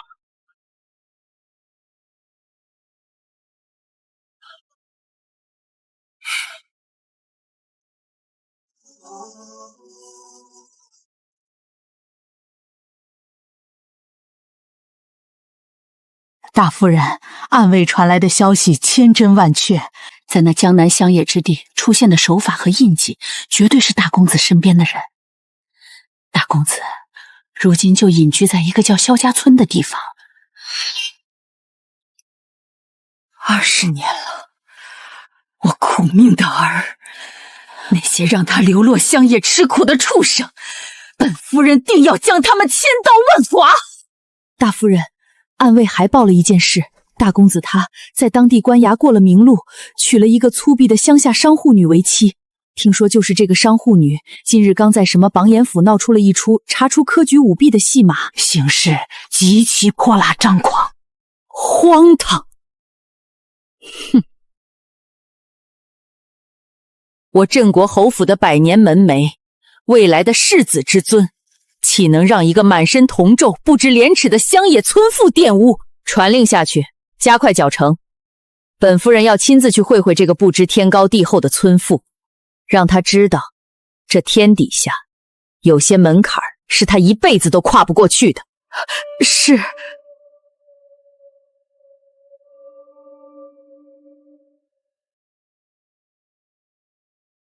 张掌柜，你这是什么意思？我前天交的定金，定好的100匹流云锦和50斤上等苏绣丝线，怎么今天全都没了？楚娘子，这是您的定金，小人分文未动，原样退还给您。这生意小人实在是做不了了。做不了？咱们白纸黑字的契约签得明明白白，就算你没现货，镇上其他布行我也问过了，竟然一家都拿不出1根线来。你们这是商量好了要砸我楚明月的饭碗？哎呦，楚娘子，您就是借小人10个胆子，小人也不敢跟您作对呀。您这皇家一品部座上宾的身份，谁敢得罪？可是，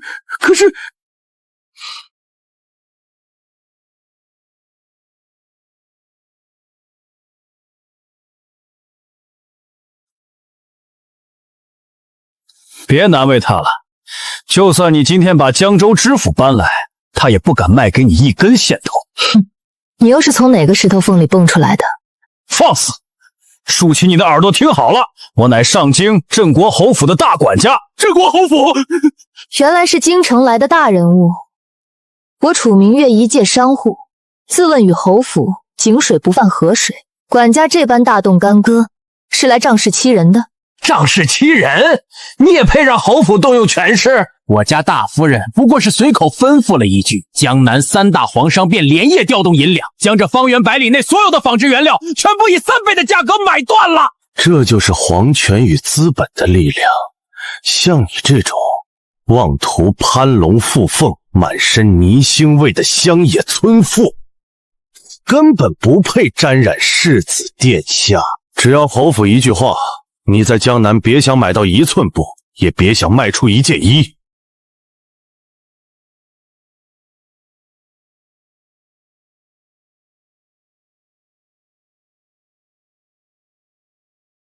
大胆村妇，见了镇国侯府当家主母，还不速速跪下磕头！我还以为是哪路神仙来江南普度众生，原来是侯府的大夫人。不过我楚明月一不吃侯府的米，二不穿侯府的衣，这跪拜之礼免了吧。放肆！你这粗鄙泼妇，简直不知死活！果然是个粗野的乡下丫头，毫无教养可言，进而流落民间，受苦受难，才会被你这种妄图攀高枝的女人缠上。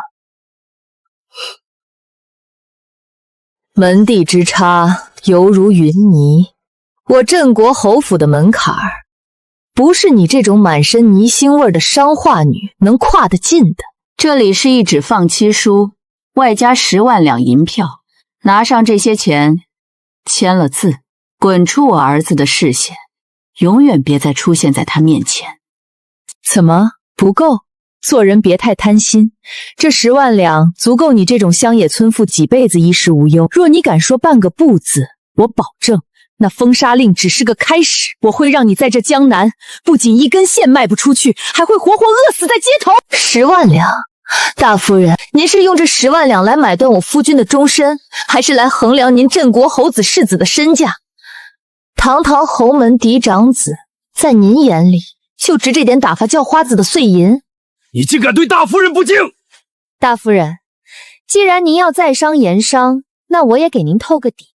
哼，这10万两，您还是留着，给自己多买2副上好的老花镜吧，免得您身居高位太久，连这世道的规矩都看不清。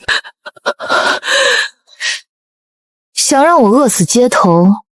行，那咱们就走着瞧，看看最后到底是谁要在这商场上低头。怎么，堂堂侯府主母要在光天化日之下在这茶楼里杀人灭口吗？让他滚！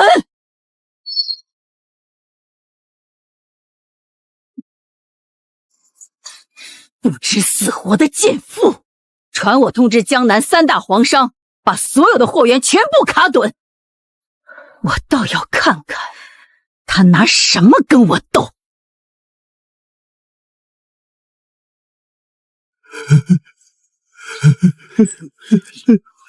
别给脸不要脸！3大皇商有令，今年的生丝和麻布只按往年的1成价格收，这点钱爱拿不拿？大老爷，1成价格，连买松叶的本钱都不够啊！家里老婆孩子还饿着肚子，您行行好，给条活路吧！这帮奸商，镇上的布行把价格抬得天高，反过来却把咱们往死里逼，这是不让咱们活了！活不下去就去要饭！告诉你们，现在整个江南的布庄都归3大皇商管，除了我们，你们这堆破麻烂丝，一根都别想卖出去！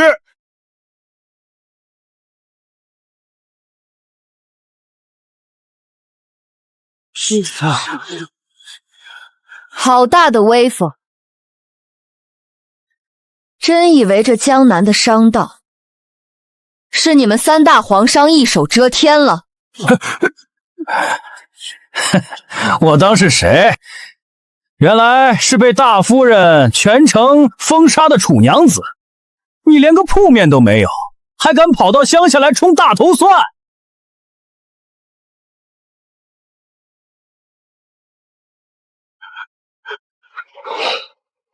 铁牛，把箱子打开。好，给这位眼瞎的狗奴才开开眼。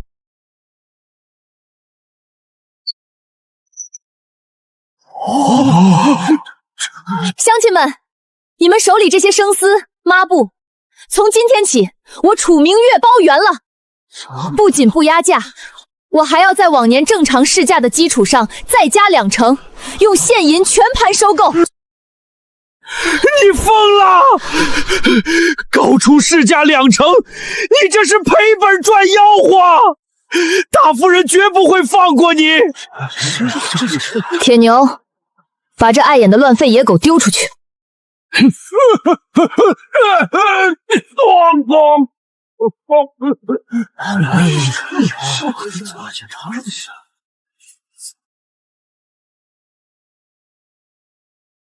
大家听好，我今天来，不仅是买你们的货，更是来给你们送铁饭碗的。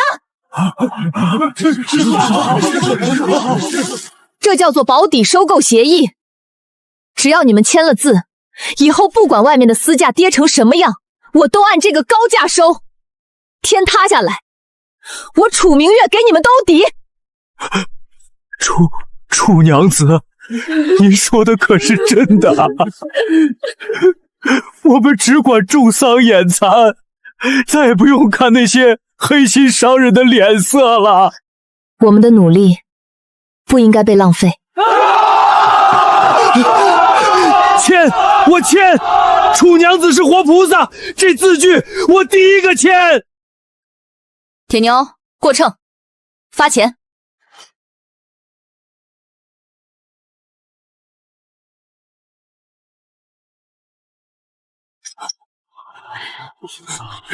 楚娘子，我也签，我家有300斤上好麻布。还有我们全村50户人家的货全交给您了。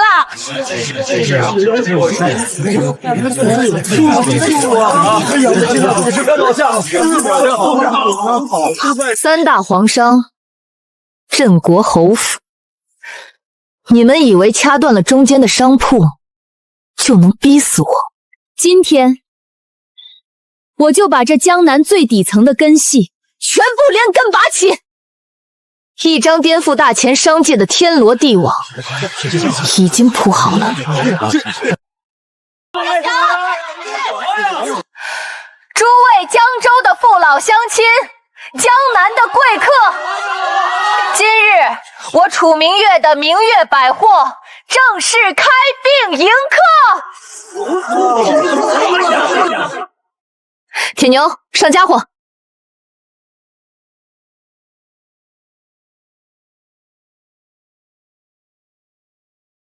这叫购物车，凡进我明月百货的客官，每人推一辆，看中什么直接往里扔，不用自己提。出门统一结账，这倒是新鲜。以往去那些皇商的布庄，还得让丫鬟跟在屁股后面抱着，累死个人。不仅如此，今日开业，我明月百货立下3条新规矩：第一，凡是在本店一次结账满100两白银者，即可登记造册，成为我百货的 VIP 贵宾。以后买任何成衣布匹，一律打8折。楚娘子，那咱们这些买不起100两的穷苦人咋办？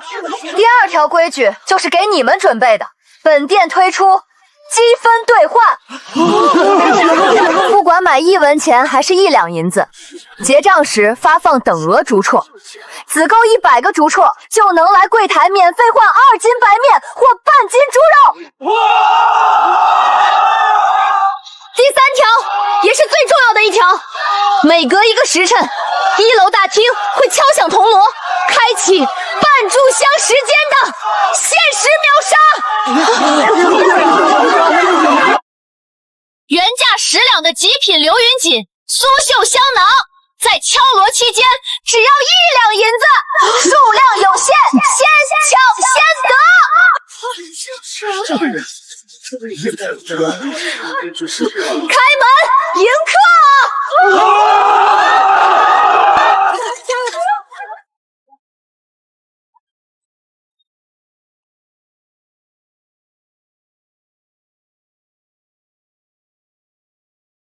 限时秒杀开始！城东老字号玉荣糕，原价3两，现价300文，只有50盒。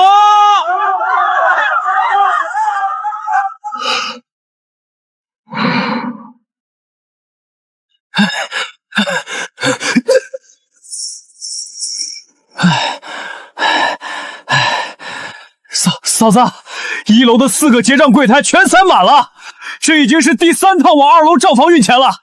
照这个架势，咱们今天1天的进账能抵上3大皇商半年的流水。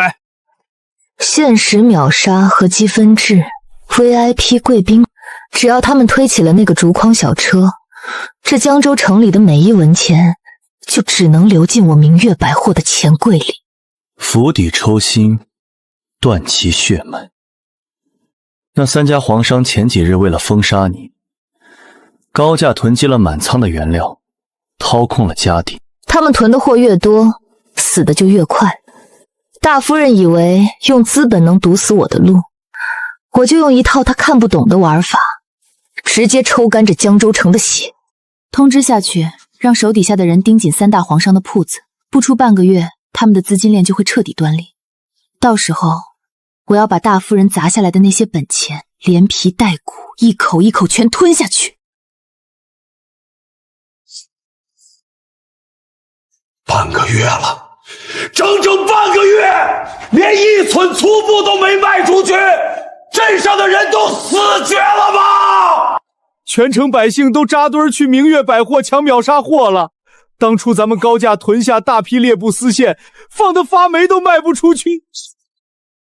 王掌柜，半个月的期限早过了，今天再不结清那5万两尾款，老子就去衙门告你们诈骗！这可是镇国侯府大夫人的产业，你们敢上侯府的门催债，不要脑袋了！混账！侯府与我的钱都不是白来的！你们资金断裂，拖欠工钱，人尽皆知。我直接砸店，拉走所有布料抵债。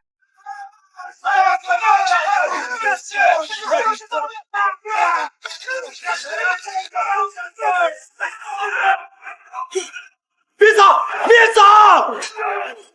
管家，库房账上无半分银钱，再不变卖铺面还债，我们都活不成。盘出去！如今江南银钱全被明月百货吸走，哪里有人能拿出几10万两？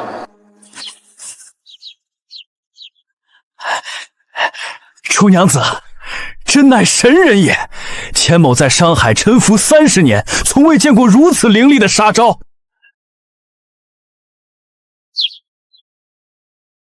全拿下了。3大皇商尽数落败，我一计压价至市价1成收购，他们毫无还手之力。大夫人数百万两的产业，现下全归您所有。当年10万两银票羞辱我，想困住我一生。如今他的资本尽数归我，正好用来扩张我的百货商号。传令下去，火速接管全部铺面，砸掉旧商道牌匾，更换明月分店招牌。从今往后，江南商界我说了算。大局已定，大夫人安插在江南的这枚棋子，如今已是一败涂地，彻底翻不了身。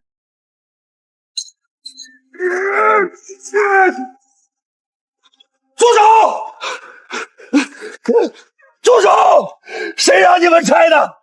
这是镇国侯府的产业，你们想造反吗？少提镇国侯府，此地早已迁契归楚娘子，现是明月城东分店，赶紧走开，别挡道！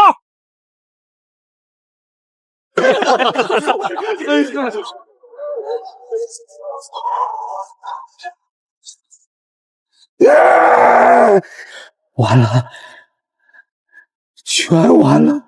几百万两的本钱，大夫人一定会杀了我，一定会扒了我的皮！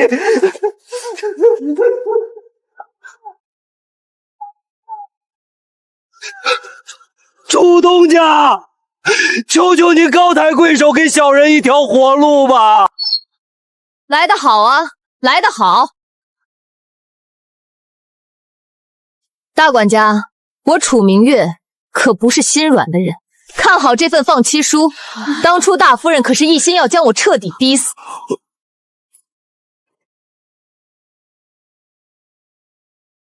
带话给大夫人，商界只论输赢，不论身份，就算是侯府资本，到我这里也得遵商行规矩低头。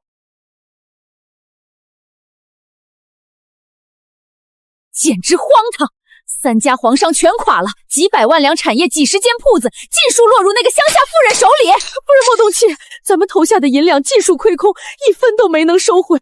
好大的胆子！低贱商妇也敢挑衅侯府威严！传我令，集结所有护院死士，同我即刻南下江南。镇国侯府接旨。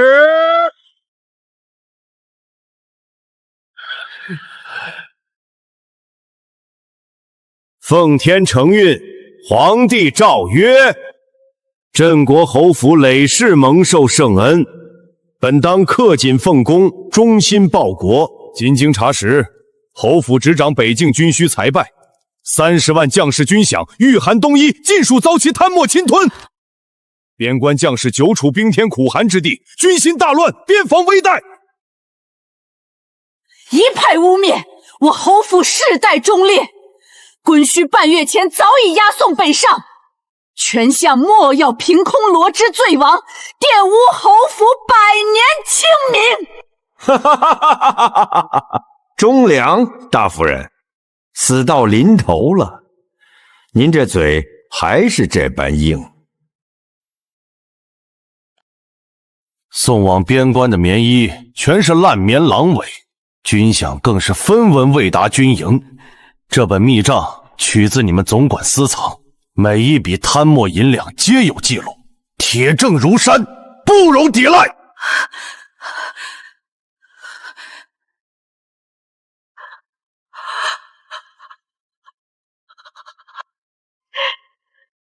此账定是你伪造！你收买府中内鬼，偷盖私印，全项分明蓄意构陷侯府。伪造！夫人，圣上已亲自核验账册印鉴字迹，龙颜大怒。30万边关将士饥寒交迫，这般滔天大罪，总得有人以命抵偿。夫人，您江南生意亏空数百万两，侯府库房早已空空如也。30万两军饷，数十万件棉衣的亏空，您拿什么填补？原来江南也是你的圈套，专等侯府资金枯竭，再动手发难。兵不厌诈！来人，封锁镇国侯府，一只苍蝇都不许放走。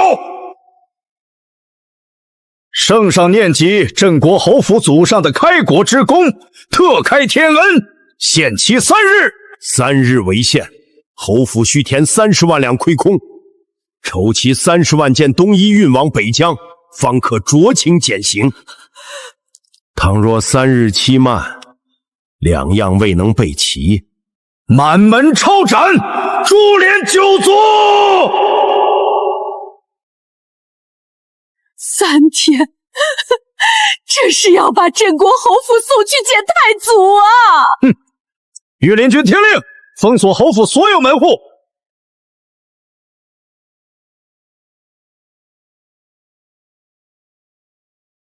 大夫人，府库已然空虚，此前倾尽全族财力赴江南打压楚明月，府中现银，江南田契，各房私房首饰尽数耗尽，眼下账上连1000两白银都拿不出。30万两白银，30万件冬衣，短短3日，就算倾尽家产变卖，又何处筹得巨碗？去哪里寻大批绣娘赶制棉衣啊？快备车马，打开内院司库，将圣上御赐的百年红珊瑚，连同我出嫁时所有御赐首饰，尽数打包。夫人，全相此番发难，早已算准府中家底空虚，就算变卖全部御赐珍宝，也凑不齐30万两。就算凑不齐，也必须凑。镇国侯府百年根基，全族数万条性命，绝不能毁在我手上。往日与老侯爷共过生死的权贵，受过侯府恩惠的官员，定然不会坐视不管。我去求他们，就算豁出这张老脸，就算跪在他们前，我也要求他们借粮借钱。备车！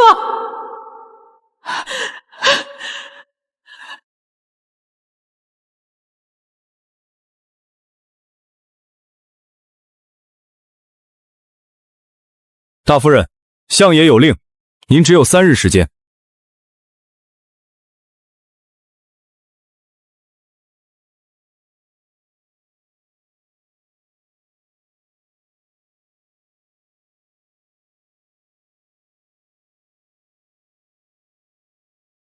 劳烦通禀尚书大人，镇国侯府萧氏求见。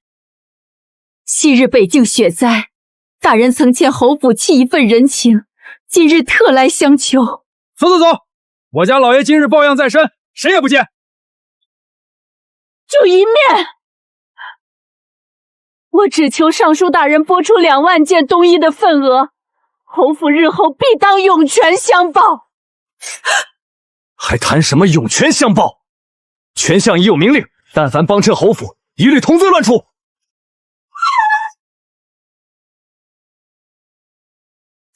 大夫人，咱们走吧，这雨太大了，您的身子受不住啊！走，去威武将军府。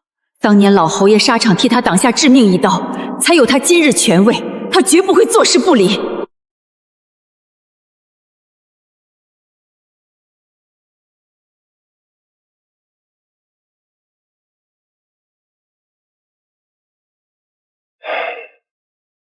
将军可是答应出手相助了，只要借出现银10万两。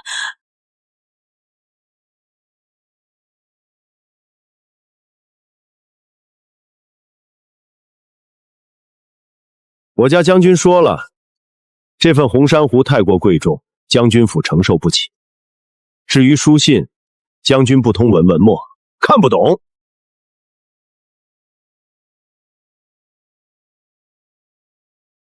夫人，权相利刃已悬头顶，将军府数百族人还要保全性命，还请您回府。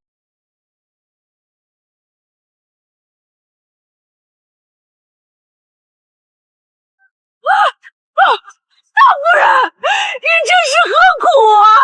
这群忘恩负义的凡人狼！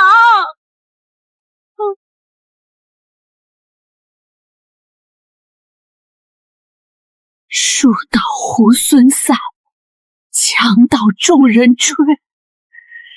老侯爷，这便是您舍命换来的交情，这凉薄的京城人心！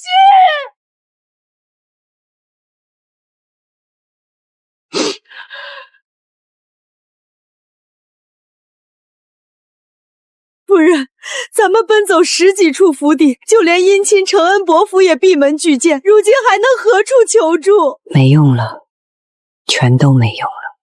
权相早就把所有的路都堵死了。30万两军饷，30万件冬衣无力补齐，侯府100年根基，满门老小尽数难保。回府，回府？可是咱们什么都没借到啊！既求不来生路，便回府去，保全侯府列祖列宗最后的体面。夫人，你2日2夜不眠不食，好歹喝口热汤。你若撑不住，府中数百人便无依靠了。喝不喝又有何意？半个时辰后，权相御林军便会为府拿人，我们所有人都难逃枷锁。夫人，老奴即刻分发铁锹柴刀，同御林军死战到底，就算身死，也绝不容他们折辱侯府100年名声。拼！拿什么抗衡？抗旨乃是诛九族重罪。府中众人，在外士子，所有旁支血脉，无一能活。是我无能，执掌侯府30年，自认心思缜密，终究落入圈套。如今巨债难填，我愧对先祖，更负诸位忠心侍奉半生的下人。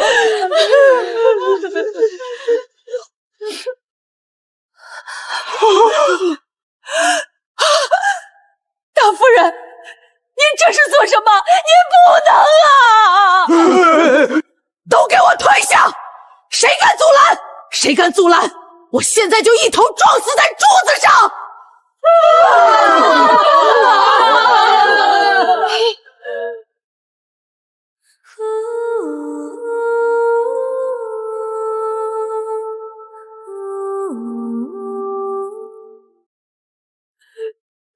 权相要的不过是我这主母性命，我自缢大唐以死谢罪，他便无由肆意折辱侯府，府中妇孺流放途中也能少些苦楚。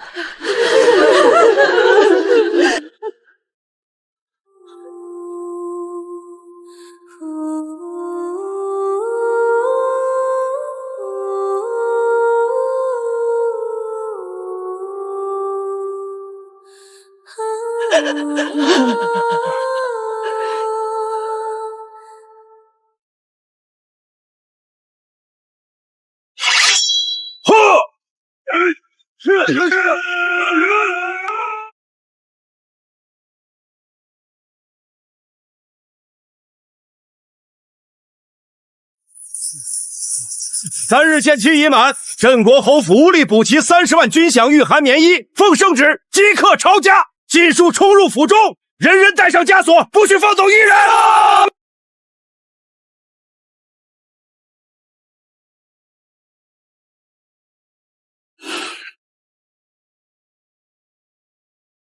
哟，大夫人这是在唱哪一出？想一死了之？圣上本欲萧家满门处斩，你的头颅要悬于菜市口示众，岂能容你这般轻易自在于正堂？来人，速速将他拖下来！我萧氏一族宁死也绝不受尔等奸佞折辱！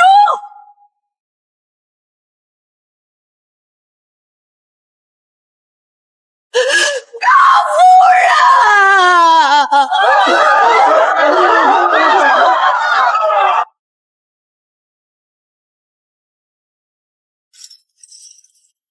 谁？哪个不长眼的敢这时候来？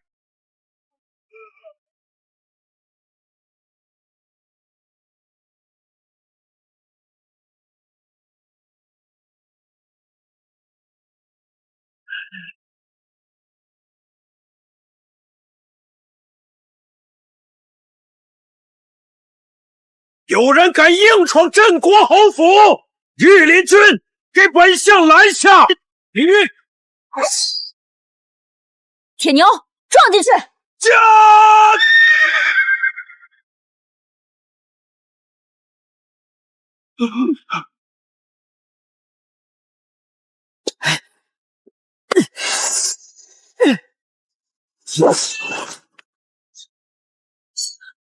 大夫人，大夫人，您醒醒啊！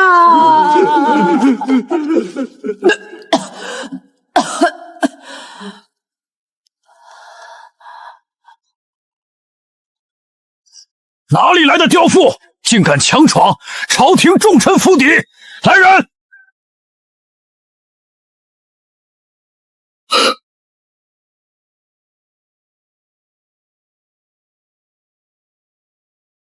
刁妇，权相大人，我楚明月不过是个本分的买卖人，今日来此是给镇国侯府送货的。送货？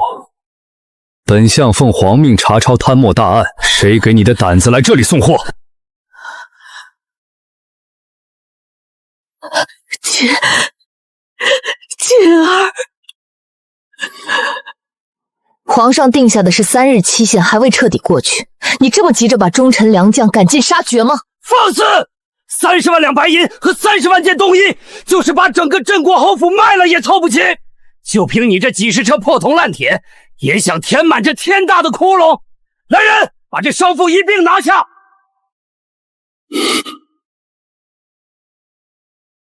权相大人，您最好睁大眼睛看清楚，我今天送来的到底是什么？铁牛，让权相大人长长见识。得令。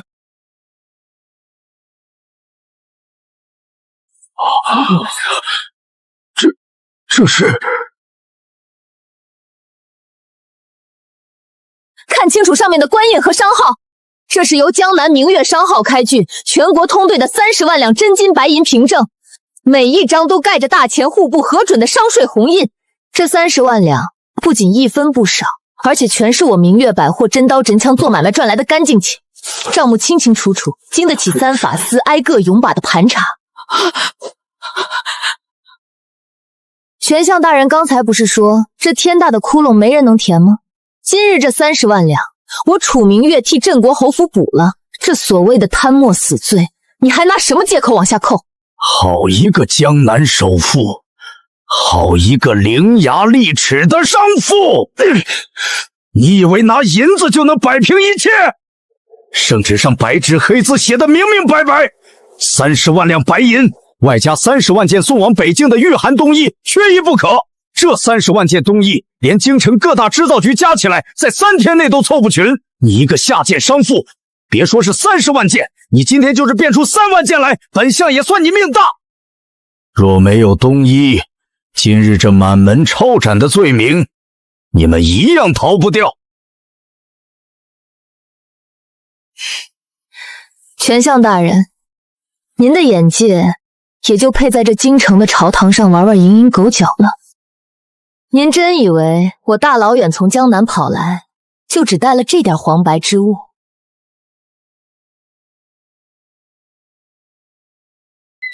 铁牛，把后面的油布全给我掀了。歇步，卸货。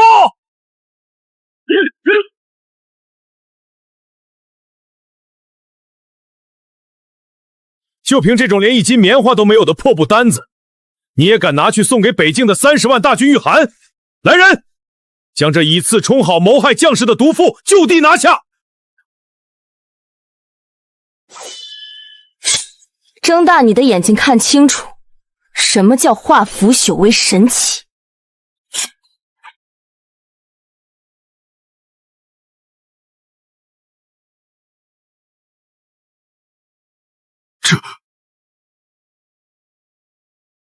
这叫新型羽绒冬衣，外层是用冰火丝云锦的边角料配合高密麻布织就，防风防水，刀剑难穿，内胆甜的是洗净除味的极品鸭鹅细绒。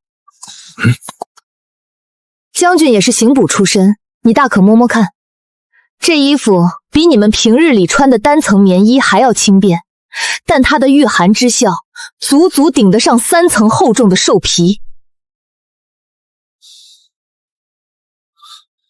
相爷，这衣物确实极其保暖，且轻若无物。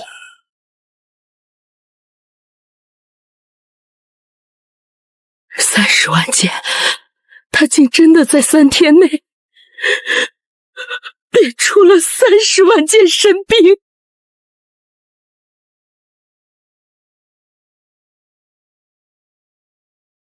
丞相大人，30万两真金白银在此，解的是北境30万大军的燃眉之急。你丞相今日若是还敢以莫须有的罪名动侯府一根汗毛，就是蓄意破坏北境军需，就是谋逆叛国。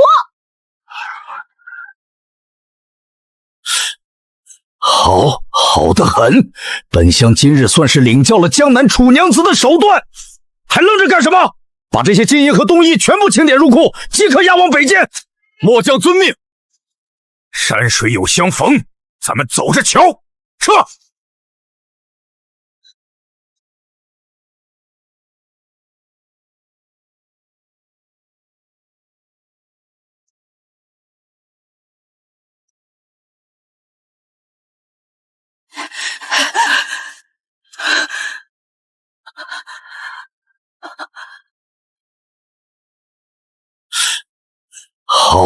好得很，本相今日算是领教了江南楚娘子的手段，还愣着干什么？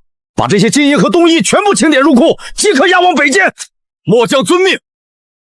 山水有相逢，咱们走着瞧。撤！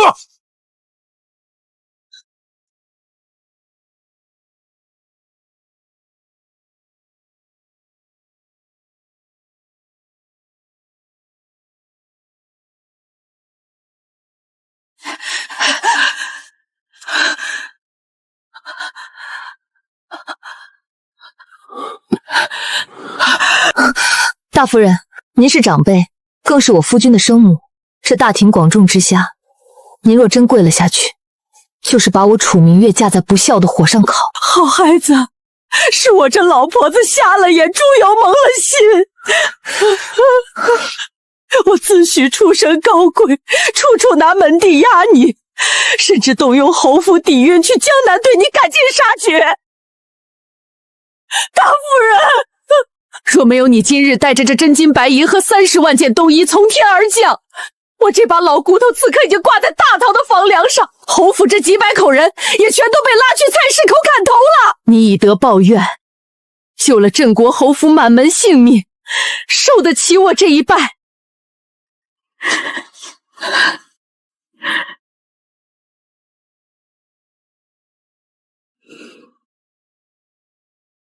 从今往后，这象征侯府最高权力的当家主母对牌，还有侯府机库的钥匙，全都交由你掌管。你楚明月不仅是我侯府的救命大恩人，更是这镇国侯府唯一的女主人。老奴拜见当家主母。拜见当家主母。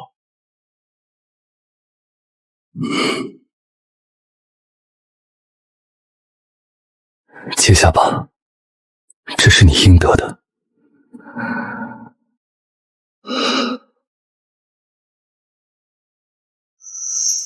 方之道。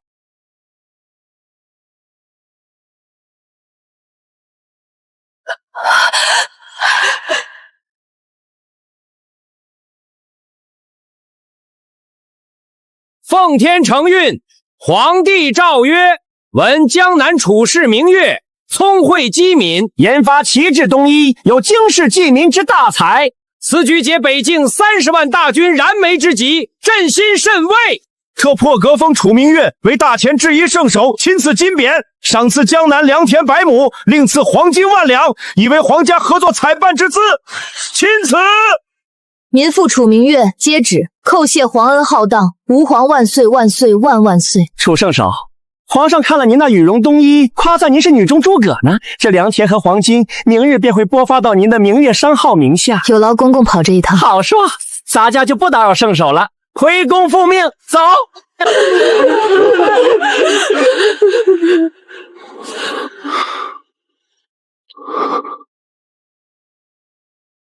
戏演完了，世子殿下的这双腿还要装废到什么时候？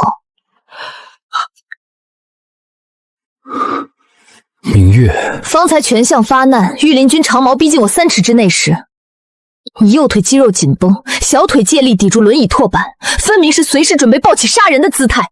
我早该想到，一个双腿经脉尽废的残疾，肌肉早就该萎缩如柴。可你这双腿肌肉绷张结实有力，小姐，你把我当猴耍了多久？姐儿，你的腿没废。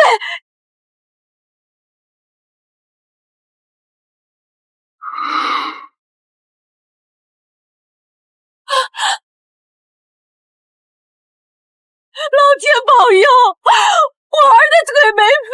明月，我并非有意瞒你，我自幼被拐，深陷暗网杀局，无数双眼睛盯着我这双腿，若不装残，我活不到现在，更无法暗中建立黑市商道。这世上，我唯独不想骗的人就是你。迫不得已的苦衷，我可以理解，但这不代表我能把枕边人的层层伪装当成理所当然。大夫人，这主母的对牌，您还是先自己收着。楚娘子，你这是何意？你救了侯府，这当家主母的位置，除了你没人坐得稳。我楚明月要建立的是属于我自己的商业帝国，而不是被困在这深宅大院里给人管账算钱。我要的伴侣是坦诚相待的同路人，而不是满身秘密把我蒙在鼓里的世子爷。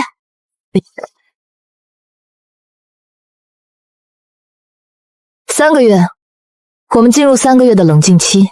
这3个月里，我不当你的世子妃，你也别来干涉我搞事业。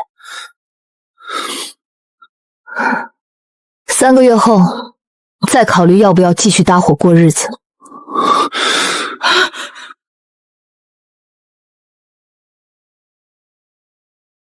明月，世子爷怎么有空来我这后院？咱们那3个月的冷静期好像还没到期吧？这是江南最繁华的3条主街上18家最大的绣楼和当铺的地契，现在他们全都记在你的名下。你这是干什么？我说了不用你的钱。这不是施舍，也不是侯府的补贴，这是我萧劲作为一个想要入伙明月高定的合伙人呈上的投名状。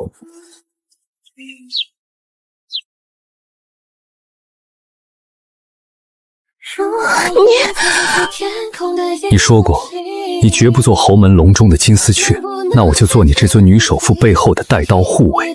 楚明月，你可愿收了这聘礼，让我做你一生一世再不分彼此的夫君？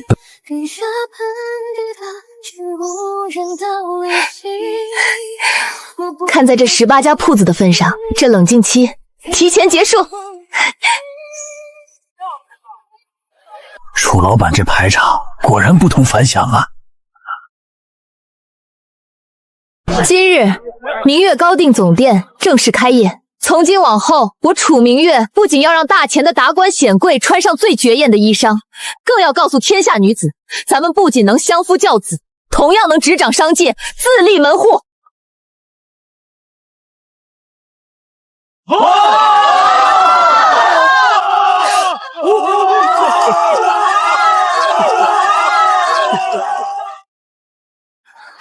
听说了吗？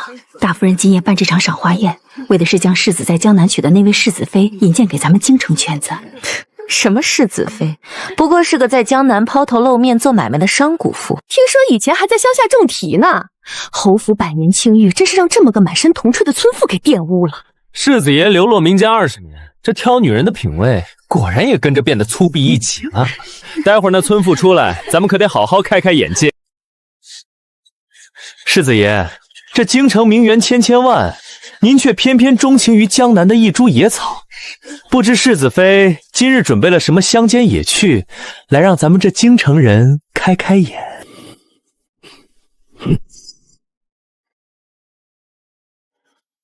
你若再敢吐出半个辱及我夫人的字眼，我拔了你的舌头！世子妃到！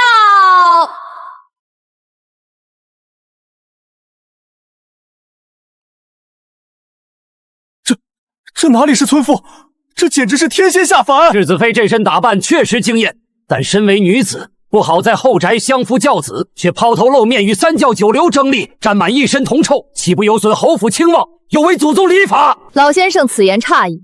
大钱国库充盈，靠的是什么？不是在后宅里绣花的闺阁女子，而是货通天下的商贾贸易。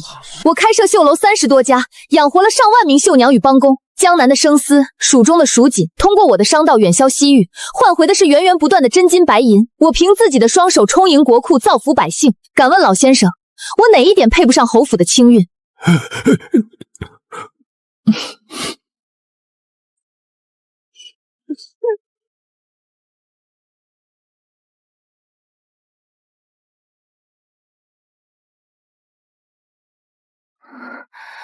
你楚明月，你来看我的笑话了是不是？你赢了，你现在是高高在上的世子妃了。看笑话，你太看得起你自己了。我今日来，只是为了给楚家二房，给我自己讨一个最终的清净。明月，我真的错了。大理寺判了我秋后出战，我不想死啊！你去求求世子爷，求求大夫人，哪怕把我流放去宁湖塔也好，留我一条贱命吧。从你们大房抢走我爹娘的良田祖宅，逼我代价跳崖那一刻起，你我之间就只剩下血债。你落到今天这个地步，不是因为我心狠，而是因为你贪得无厌，自作自受。这个后果，你得自己受着。你就是个冷血的怪物，你不得好死！我定会活得比任何人都好。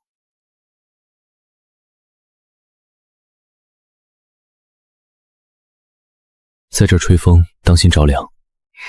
江南的秋风不冷，商会那边的事都理清了，一切妥当。钱万贯接手了北方的丝绸线路，明月高定的分店已经开到了蜀中。这几个月你忙得连轴转，总算能在这别院里多几日清静了。不忙怎么赚金山银山？说好的，我这辈子要养你的。明月，我这辈子做过最庆幸的事，便是在落阴崖下救了你。若没有你，我不过是一具浑浑噩噩等死的行尸走肉。傻瓜，是你把全部身家毫无保留地交到我手里，是你无数次挡在我身前，我们这叫彼此信任，互相成就。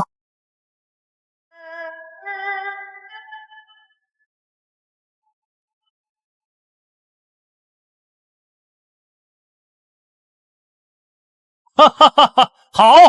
好啊！夫君今日怎么如此高兴？可是商会的远洋船队有消息了？比那个更高兴，是燕儿。今日殿试放榜，燕儿高中探花郎，皇上钦点，明日便入翰林院任职。孩儿燕儿拜见父亲母亲，孩儿不负父母20年来的悉心教诲。快起来，我的燕儿长大了，能为大钱的百姓做主了。若无母亲当年教导的奇思妙想和为商济世的格局，燕儿也不会在殿试策论上海贸一篇拔得头筹。燕儿高中探花，这是光耀门系的大喜事。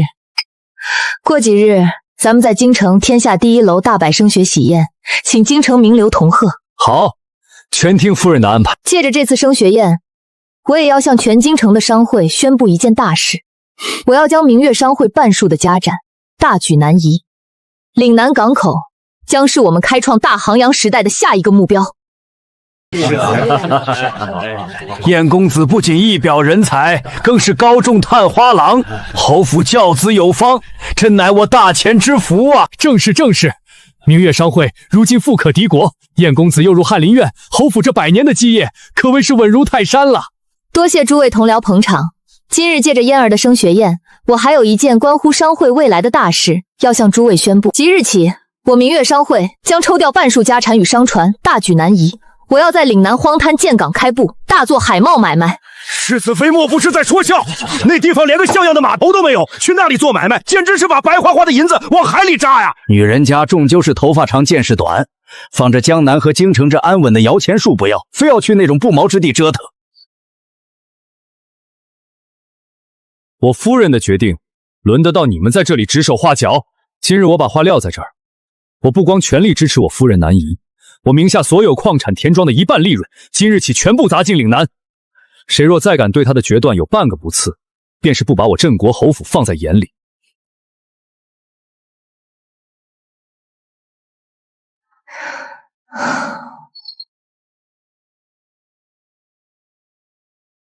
刚熬好的血燕粥，趁热喝几口，歇一歇眼睛。这几日为了收购西海湾那片荒滩地皮，跟当地那群地头蛇撇皮，确实有些乏了。相公，你堂堂侯府世子，本该在京城享福，如今却被我拉到这穷乡僻壤来吹海风下厨房，甚至推了那么多京城的大买卖，你后悔吗？傻话，我是首富，这天下的银子是赚不完的。但我对你而言，这辈子做过最大、最稳赚不赔的买卖，就是陪你在这世间折腾，过好咱们的下半生。就你嘴甜，等明日拿下了刘员外手里的最后那块港口地皮，咱们的大航海时代就算真正拉开帷幕了。这西海湾的荒地可不比你们京城的良田，一年到头除了长野草就是刮台风。你一个初来乍到的妇道人家，拿这么多钱砸水漂，也不怕侯府的家底儿被你掏空了。刘员外若是觉得烫手，我愿出市价的1倍半，盘下你手里所有的地皮。1倍半，楚娘子买这鸟不拉屎的地方，莫非是想去当个渔婆？听我一句劝，这钱不如借给老刘我放印子钱，还能听个响。刘员外满眼肥油，糊住了心智，自然看不见荒滩底下的金山，2倍高价，直接买断你最南边那块港口地皮，卖还是不卖？2倍？这可是你说的，白纸黑字签了契，你可别哭着来找我退钱。京城来的冤大头就是痛快，我今天算是开了眼了。世人皆醉，唯独楚娘子这双眼睛能看破天机。楚娘子，这岭南商会，我张家愿跟着你干。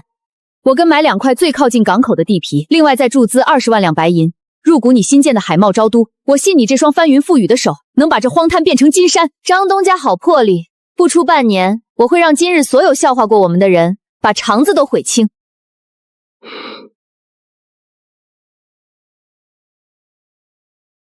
哈哈哈哈哈哈！世子爷、世子妃，本官代表岭南，预祝咱们这通商口岸开海大吉。总督大人客气，能与朝廷共谋海贸大业，乃我镇国侯府之幸。走。世子妃，这是皇上亲自御批的契约，按你提议的海关抽成与商圈租赁模式，朝廷抽取港口海贸利润的2成，剩下的全凭世子妃定夺。哈哈哈哈！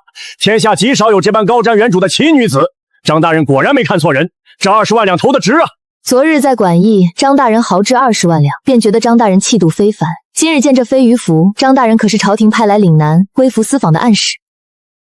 世子妃慧眼如炬，下官奉皇命南下，正是为了寻找能替大钱俘获这海贸棋局的知其人。既然如此，明月定不负皇恩。夫君，我们真的拿下了！大钱第一个特许通商港口是我们的了！得其如此，才能见证这开创大钱盛世的奇迹。楚娘子高兴得太早了吧？就算你们巴结上了总督大人，那片鸟不拉屎的海滩也赚不出几两碎银。到时候亏得底儿掉，大可来给我刘府当个赶车的马夫，我也能赏你们口饭吃。哈哈。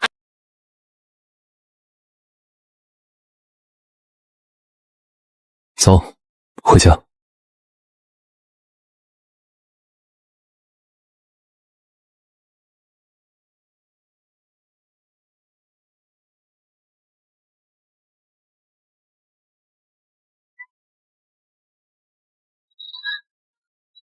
吉时已到，剪彩。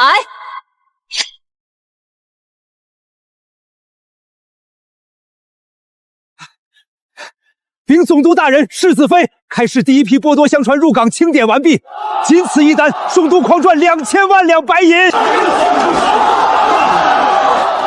这女人简直是财神爷转世啊！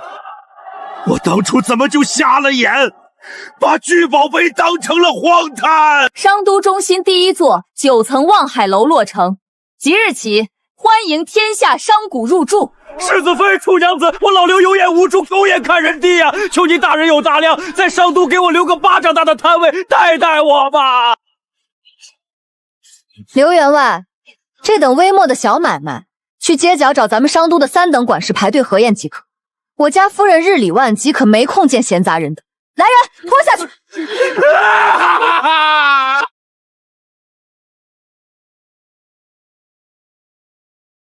海上风大，当心着凉。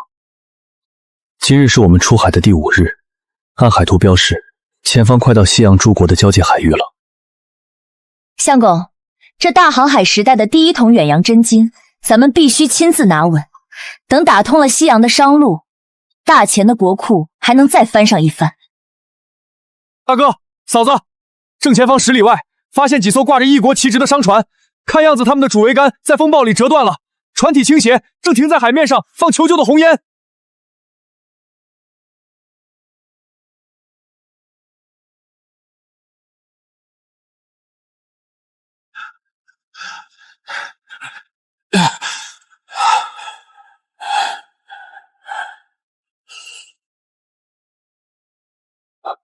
尊敬的东方贵人，我的船队遭遇了风暴，满船的香料和宝石即将沉没。若是你们能伸出援手，我愿意出1半的货物作为报酬。1半的货物，先生，你的船不出半个时辰就会沉没，1半的货物可救不回你们所有人的命。那您想要多少？我全要。但我不仅救你们的命，还会用这艘明月号护送你们平安返回西洋。到了你们的国度，你们商会要作为担保人，为我明月商会引荐最顶级的皇室买家。成交！您真是一位精明又可怕的东方女王。铁牛，把对面船上的货物连同伤员全数搬运到我们船上。得嘞，兄弟们，动手！相公，看来咱们这大航海时代的第1笔买卖，利润比预想的还要翻上10倍。这块原石刚好够给你那把长刀的刀柄做个心镶嵌。只要是你想要的，这天下的财富皆可取用。我只要你岁岁平安。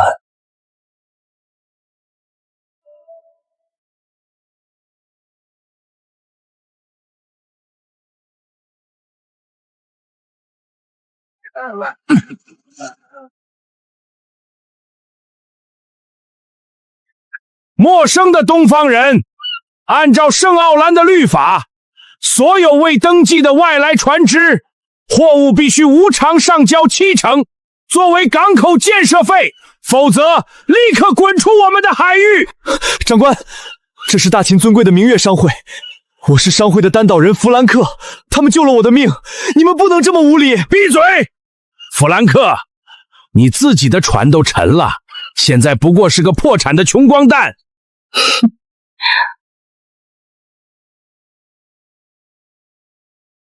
铁牛，让他看看我们大钱的通关文件。得嘞。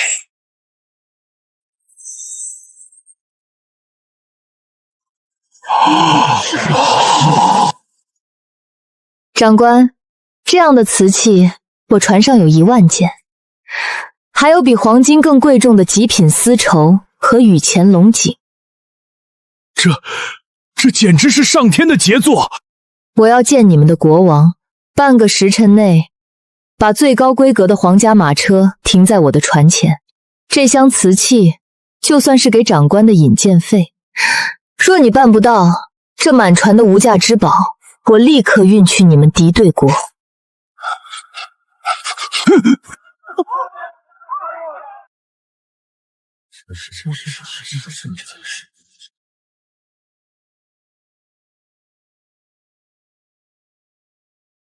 东方来的使者，你们不仅拒绝向本王下跪，还妄图直接与皇家做生意，未免太过狂妄。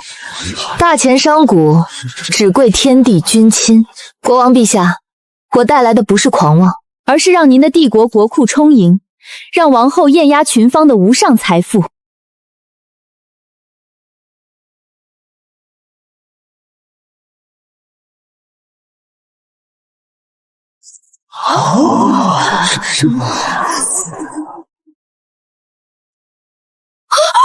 我的天，这布料仿佛是抓住了天上的极光。这套流光锦礼服是明月商会送给王后陛下的见面礼，整个西洋唯有您配得上这份尊贵。陛下，我必须拥有它，我要穿着它参加下个月的丰收大典。楚会长，你的礼物确实令人惊叹，但这只能证明你是个好裁缝。你想从我这里得到什么？我要圣奥览港口10年的免税特许经营权，以及一块位于市中心的商会驻地。作为回报，明月商会将把这里打造成整个西洋的东方货物集散中心。陛下，您光是抽成周边国家的转口贸易税，就能买下10个现在这样的王宫。这个提议很诱人，但我的首席商贸大臣卡洛斯控制着全国90%的商路，你想绕过他，恐怕没那么容易。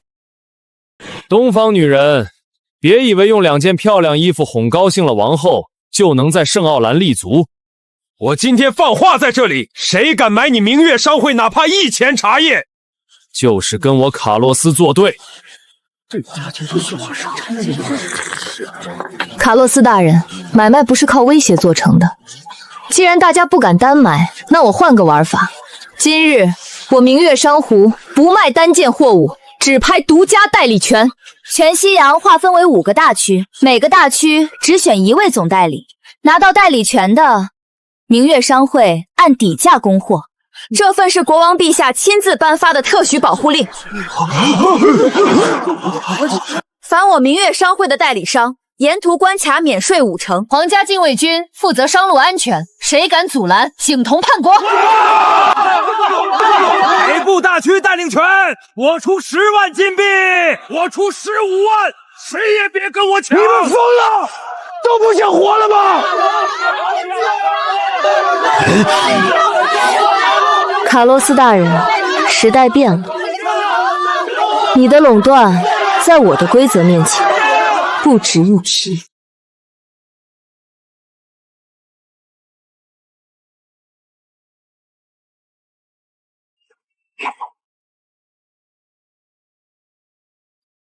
别怕，我去处理。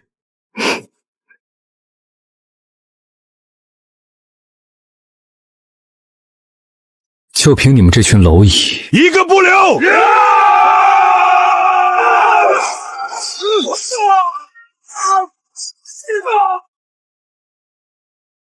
就剩你了。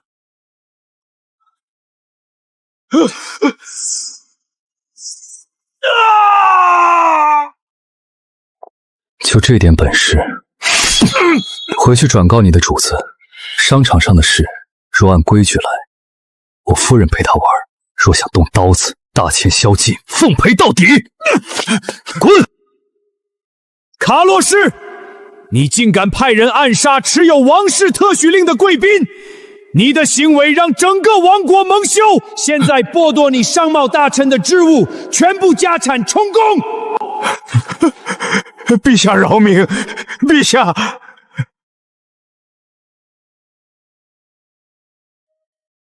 陛下英明，为了弥补此事给商会带来的惊吓，我在这份圣奥兰双边贸易条约中追加了一个小小的条款。你想要距离港口50海里外的那座风暴岛？那是一座无人的荒岛，周围暗礁密布，你要它做什么？陛下眼中那是荒岛，但在我明月商会手里，它将成为连接东西方航线的不夜城。我要买下那座岛的永久所有权，作为交换，明月商会将为王家舰队提供大前最新的造船图纸，让您的战舰航速提升1倍。此话当真？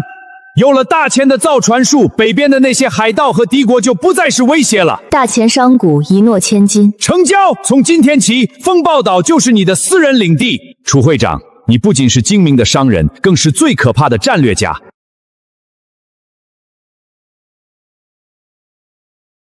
大哥，嫂子，正前方出现大批不明船队，全部挂着黑色骷髅旗，是西洋最凶残的血手海盗团。10几艘战船，看来他们在这一带盘踞已久，是冲着我们满船的财富来的。正愁回大钱没有拿得出手的战利品，他们倒是自己送上门来了。全体水手听令，进入1级战备，火炮舱盖打开，发牛弩全部推上甲板。干他娘的！兄弟们，让这帮西洋土鳖尝尝咱们大钱的厉害！明月，你在船楼指挥，夺旗秦王的事交给我。相公武运昌隆，我等你回来喝茶。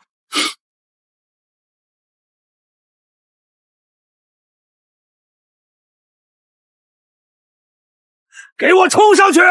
男的杀光，女的留下，金银珠宝全是我们！放！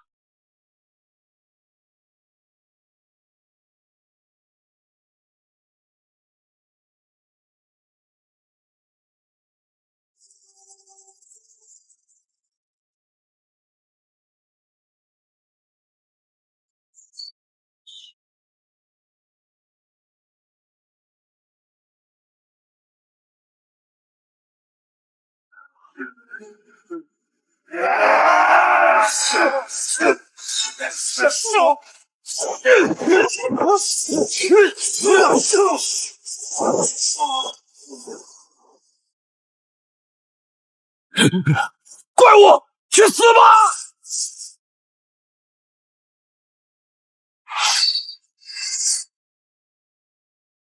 让你的船下半旗，否则明年的今天就是你的忌日。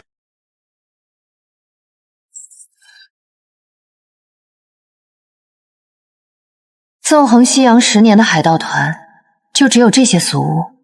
最大的宝藏都在这儿了，要杀要剐，悉听尊便。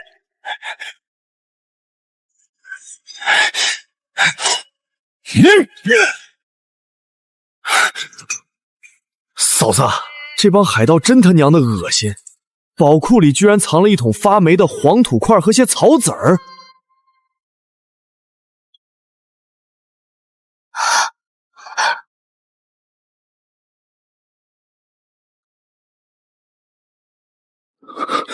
明月，怎么了？这东西有毒。有毒？相公，这不仅没毒，这简直是比满洞黄金加起来还要珍贵1万倍的无价之宝。啥？这破土块比黄金还贵？这是土豆和玉米，是只有在极西之地的蛮荒大陆才有的高产作物。它们耐旱、耐寒，不挑土地，亩产能达到大钱水稻的3到5倍。相公，有了它们，大钱北方的贫瘠土地也能种出粮食，咱们大钱的百姓再也不会有人挨饿了。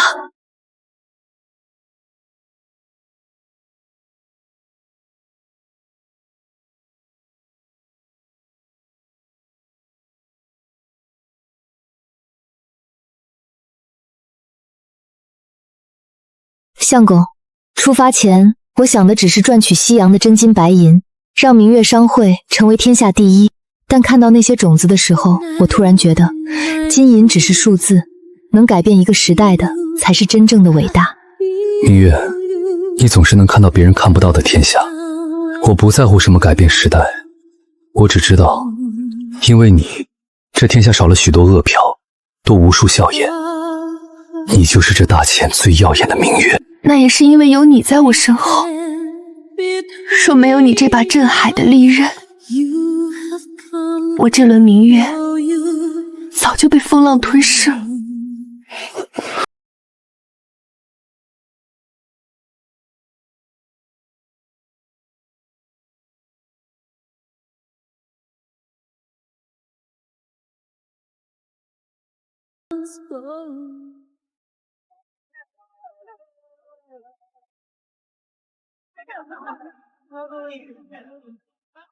终于回来了。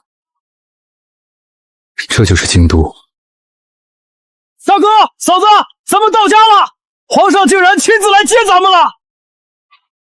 铁牛，把咱们带回来的西洋国书、金银账册，还有那几桶国宝级的种子，准备好。今日，我们要让大钱的历史翻开全新的一页。夫人，请。相公同去。